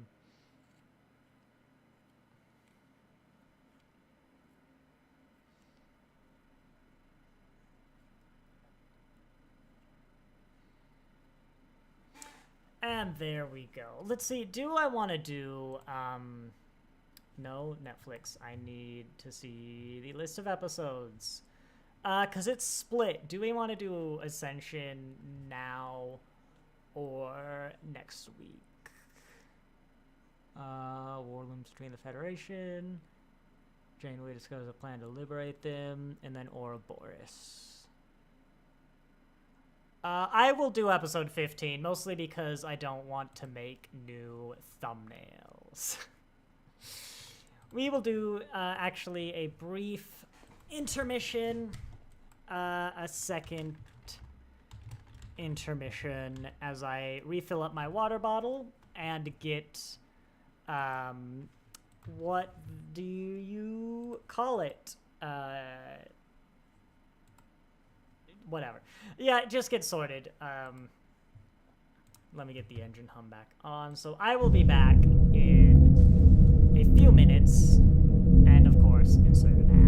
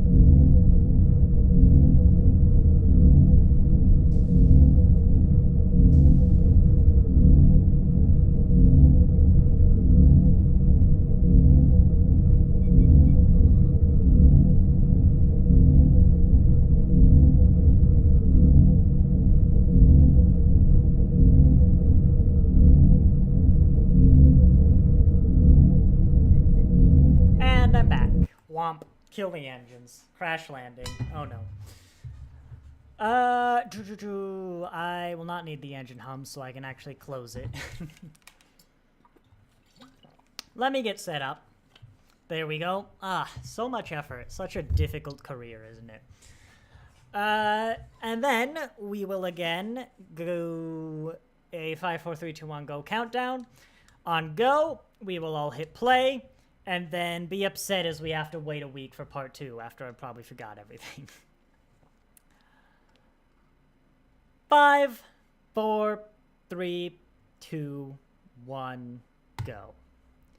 There we go, that did work. No skipping intros, no yada yadas, yada yadas. Oops, I always fiddle with things when I do these streams. There is the SD card to USB adapter that I use for my filming and really shouldn't misplace. Actually, that one. I do need to organize the top of my desk. I haven't done much filming. I don't know. It's been a lot of the watch-alongs. In fact, the weird things, because, like, I can't do Doctor Who without Kate. Well, I can. I just don't want to do Doctor Who without Kaden. The next big video I do, if I do one, will probably be Doctor Who related, honestly. Like, a lot of my passion, I guess, behind the shows has shifted from Star Trek to Doctor Who. Probably what with Chibnall leaving and modern Doctor Who, modern Star Trek, just shifting more to the shows and themes I don't really like. Like with the Lower Decks, we started shifting, I started correcting a lot of the mistakes of early Discovery. And we would get, you know, late Discovery, we got Prodigy, of course, Lower Decks. Stranger Worlds is No, Stranger Worlds was really good, but we also, each passing season, seemed to lean more and more into the aspects of the show I'm not as keen on. It's definitely still got its problems. I mean, look at the teaser that they just released from season 3. But now we've canceled Lower Decks and Prodigy. We're going into Strange New Worlds. We've got, like, Kelvin prequel and a lot of other stuff that just doesn't sound as interesting. But I'm getting back into Big Finish. You know, we got Doctor Who. I'm loving the watch-alongs with Kaden. Yeah. God, I hate that shuttle, though.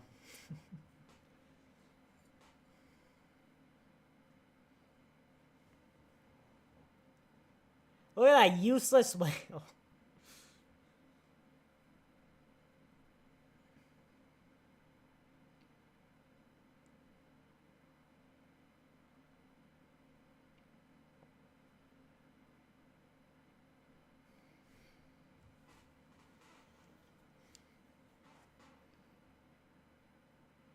You're telling me that's not romantic right there.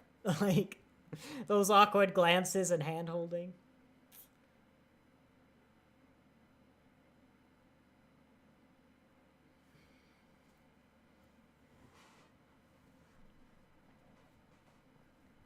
Wait, they never actually remove the weapon, do they? Oh, no, the weapon... Yeah, no, duh. The weapon was already there when they launched the Protostar. I thought we'd have a weird time paradox, but nope, that's good.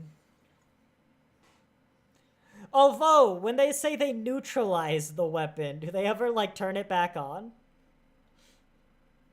Oh, we missed it. The, Morn's race are all bold and talk a lot joke.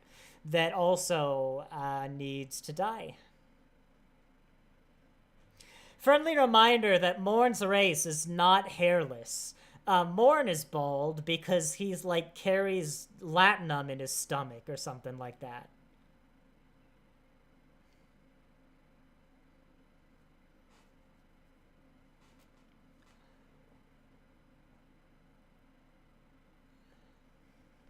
I wonder if there are other instances of the, like, holodeck ending and someone just falls.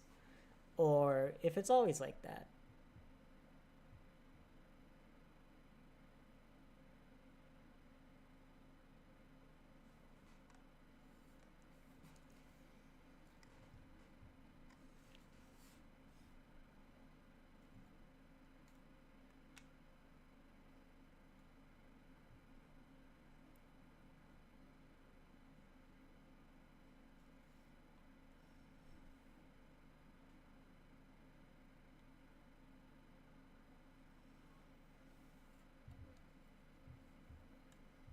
It's still weird that, like, couldn't you just sprinkle more of the particles on it? I don't know.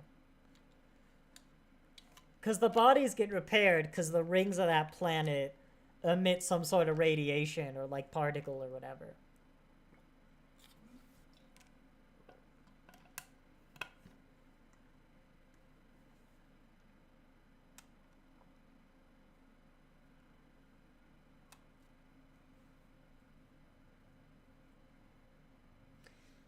Thinking as well, the doctor could probably give himself a physical, like, tactile sensation. You might even be able to do it without sacrificing the fact he's a hologram, which of course has benefits.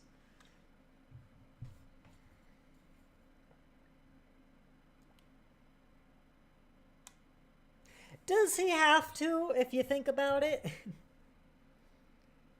Well, if not a balance of both, it's a quest to remove the bad and increase the good in the universe. With an ultimate goal of removing the bad entirely, which admittedly will probably never be reached on a universal scale, but that doesn't mean you can't improve.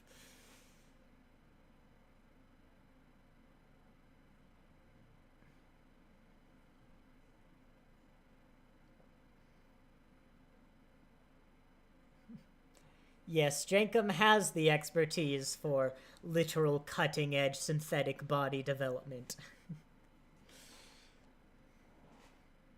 The worst part is he actually does, and that does kind of annoy me, but I guess if he has help, by which someone basically does it for him.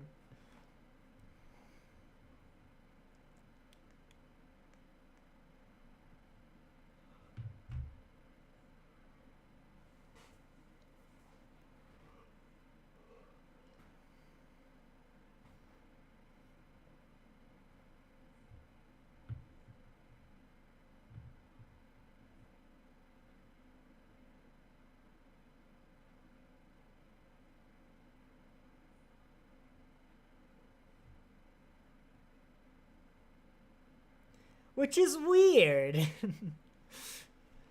Like, does Starfleet go, oh, that's the uniforms we have in the future, I guess we have to use them? Or do they like, actually, this is really good. Let's not use it for 10 years.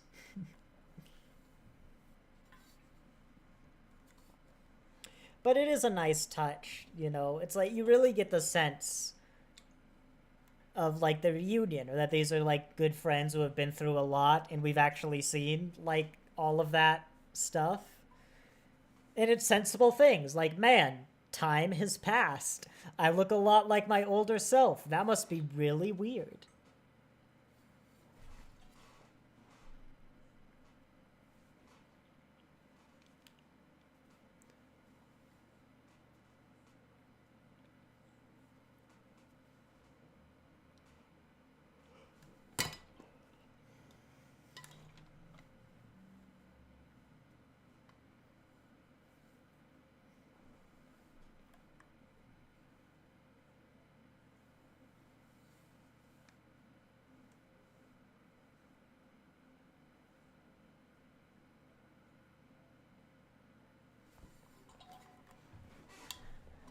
Very, very sensibly, too.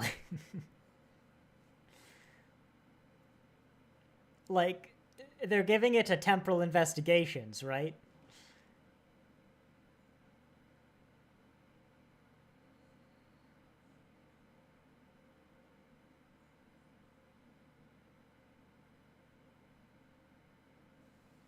Also fair. Yeah, literally the Federation department whose job it is to deal with stuff like this. And, like, it's still Starfleet working on it? Like, God, modern Starfleet needs to do something about this horrific mutiny problem. Like, it's a culture that encourages not working for the organization or the greater good, but your direct, like, crew, whether that be like some sub crew, like your direct friends, or your ship's crew. Yeah, thank you.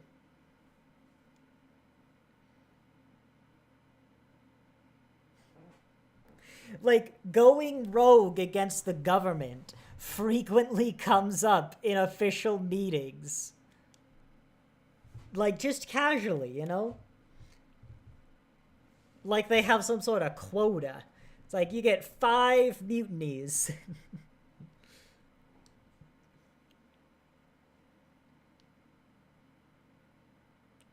God, I really hate how she brings up logic all the time.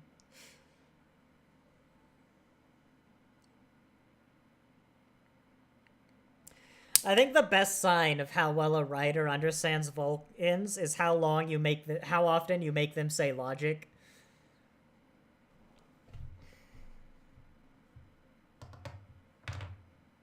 For the record, the more they bring up logic, the worse, the less they understand. Maj'el's like otherwise so good as a Vulcan though. It's odd.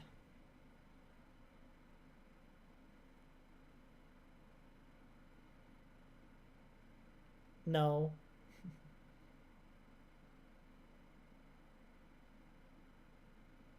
The Federation's currently doing it. You are the Federation. You see this problem this organization has.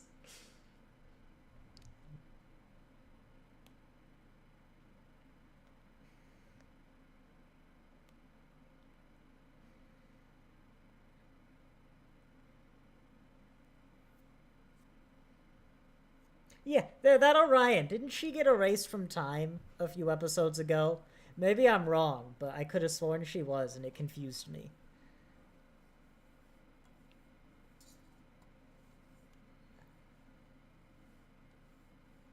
Solum has the ability to communicate over subspace? I think they might have given him something, actually. Fair enough.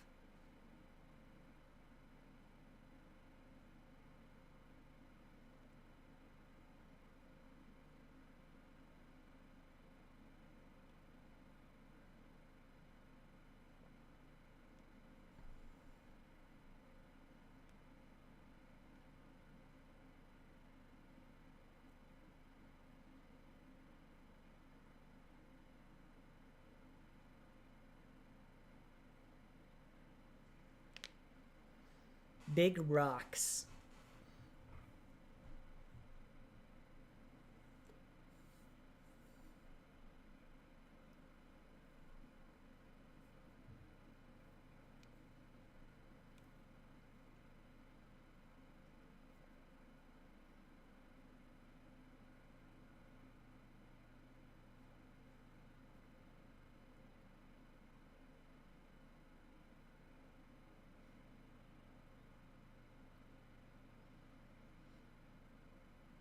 That was not. That was fast. That swap. She recognized what was happening, and framed herself perfectly.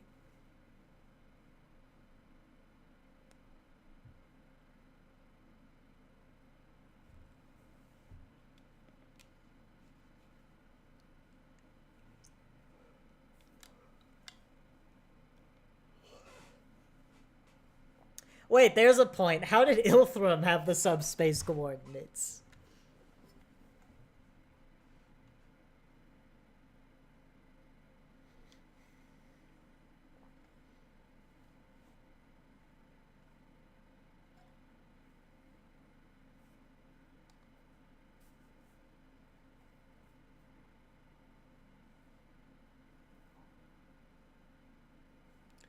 I do believe I like these. I mean, that's clearly the Narada scene, but these big, imposing sort of warships.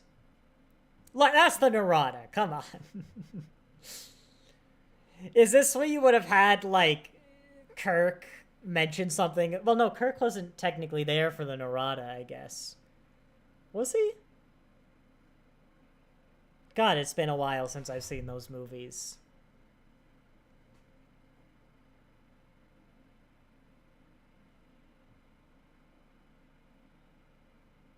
No, I'm trying to remember. The Narada comes out, and then Spock comes out later? I think so. I don't remember.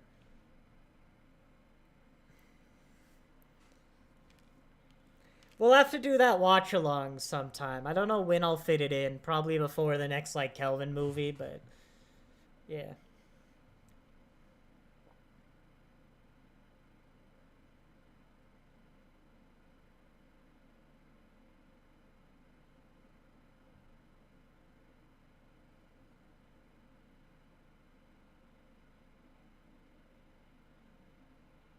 Usually, I've said before, I'm not a fan of the like massive ships. Um, but when you consider a lot of things like the technology that's been inserted into Solum, the threat that they pose, I like that. I think they kind of work. I think they work. It's sort of like the big Death Star weapon. You build one, and I know they technically have more, but eh. The more I talk through it, the less I'm on board, to be honest. But it works well enough.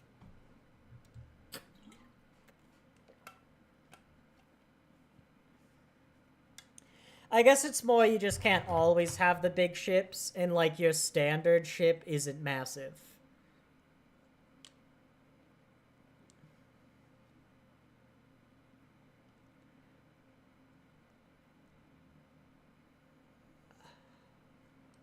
You know, you could run. I know you're in Star Trek, but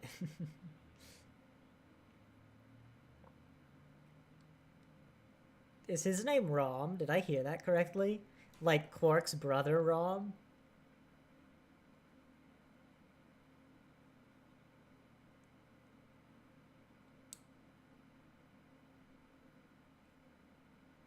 Well, we only have 3 pilots on board, Cadet.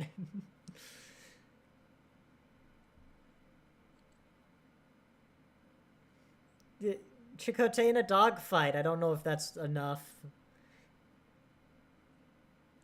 That's a child. Remember, just sending a child into the dogfight.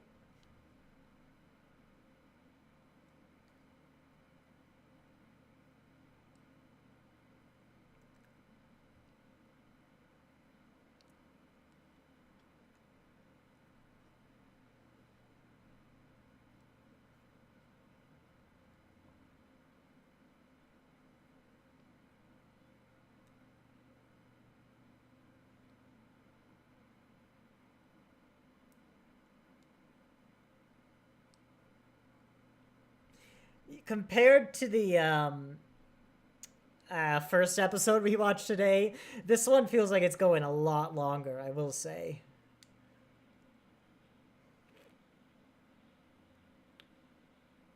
Okay, maybe that is a little too big. The big spider ships.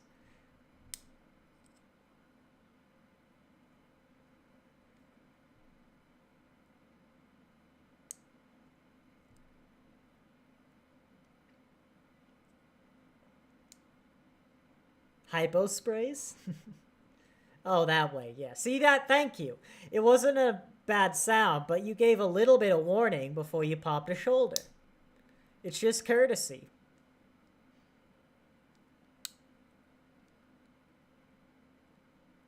Also, shoutouts to the Prodigy for using quantum torpedoes in remembering it's not photon torpedoes.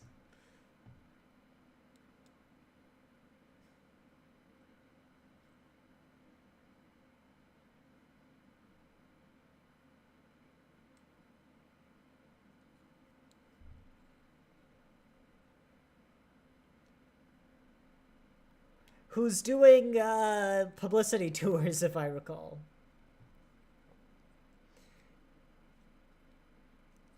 I mean, the fact that they're designed by Paris kind of justifies that they look nothing like a Starfleet design. Not because that's what Paris does, like the Delta Flyer looks Starfleet, but because Paris would have seen like 90s cartoons and then designed a ship around that. Like Paris, you could justify it by saying Paris watched one of the dozen shows that have these flyers and went, I'm going to build that for laughs.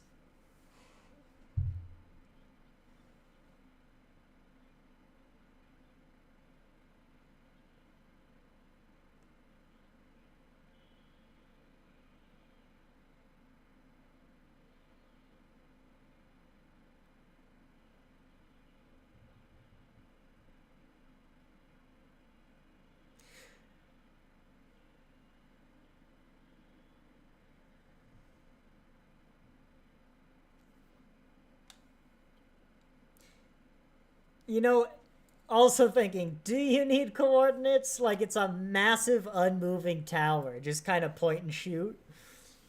You got a window.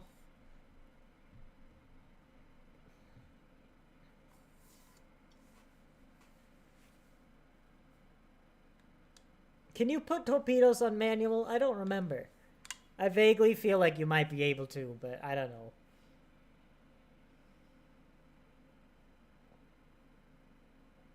Oh yeah, no, they want to hit the weapon specifically, so they can't just hit anywhere, yeah.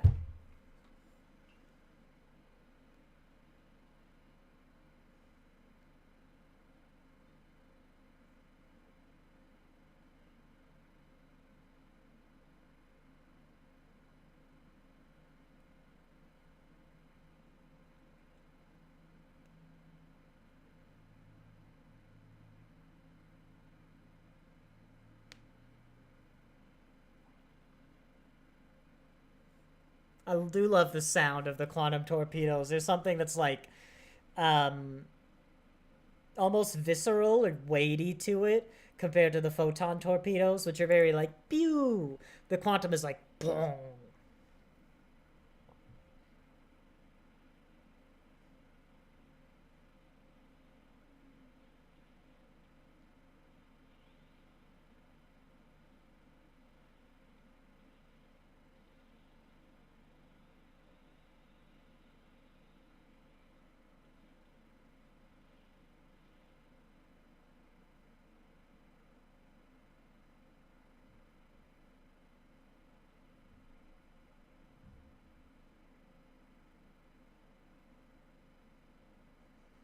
Yeah, no, that thing is massive. That's a little too much for me. Especially if you're building, like, dozens of them.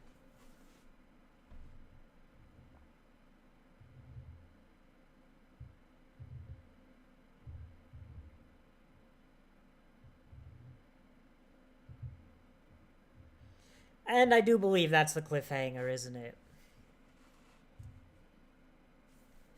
There we go. Yep, much stronger set of 5 episodes than any of the previous ones. Oop, I muted myself. I meant to change the screens. I'm like, why did my screen not change? Yeah, much stronger. Prodigy, it's a great story. It's well paced. The characters are good. We've got like the new characters are on equal footing to the legacy characters who we've also brought back in very satisfying ways. Um, but yeah, I think it's been a while. There's some other stuff I got to do today, so I think I will just wrap up now. We should get Prodigy finishing it up this Saturday, then going back to our TOS watch-alongs. I think tomorrow is yesterday is the next one on that list. And then hopefully next week we will start back with Doctor Who Season 2 with David Tennant. We already did the Christmas special. And then Caden and I can finish. Just, like, there shouldn't be any interruptions from there. If we don't do it next week, it'll be the week after. And then we can go through that. So yeah, with that, as my mouse decides it's dead, there we go. I will say thank you all for watching. And I'll see you next time!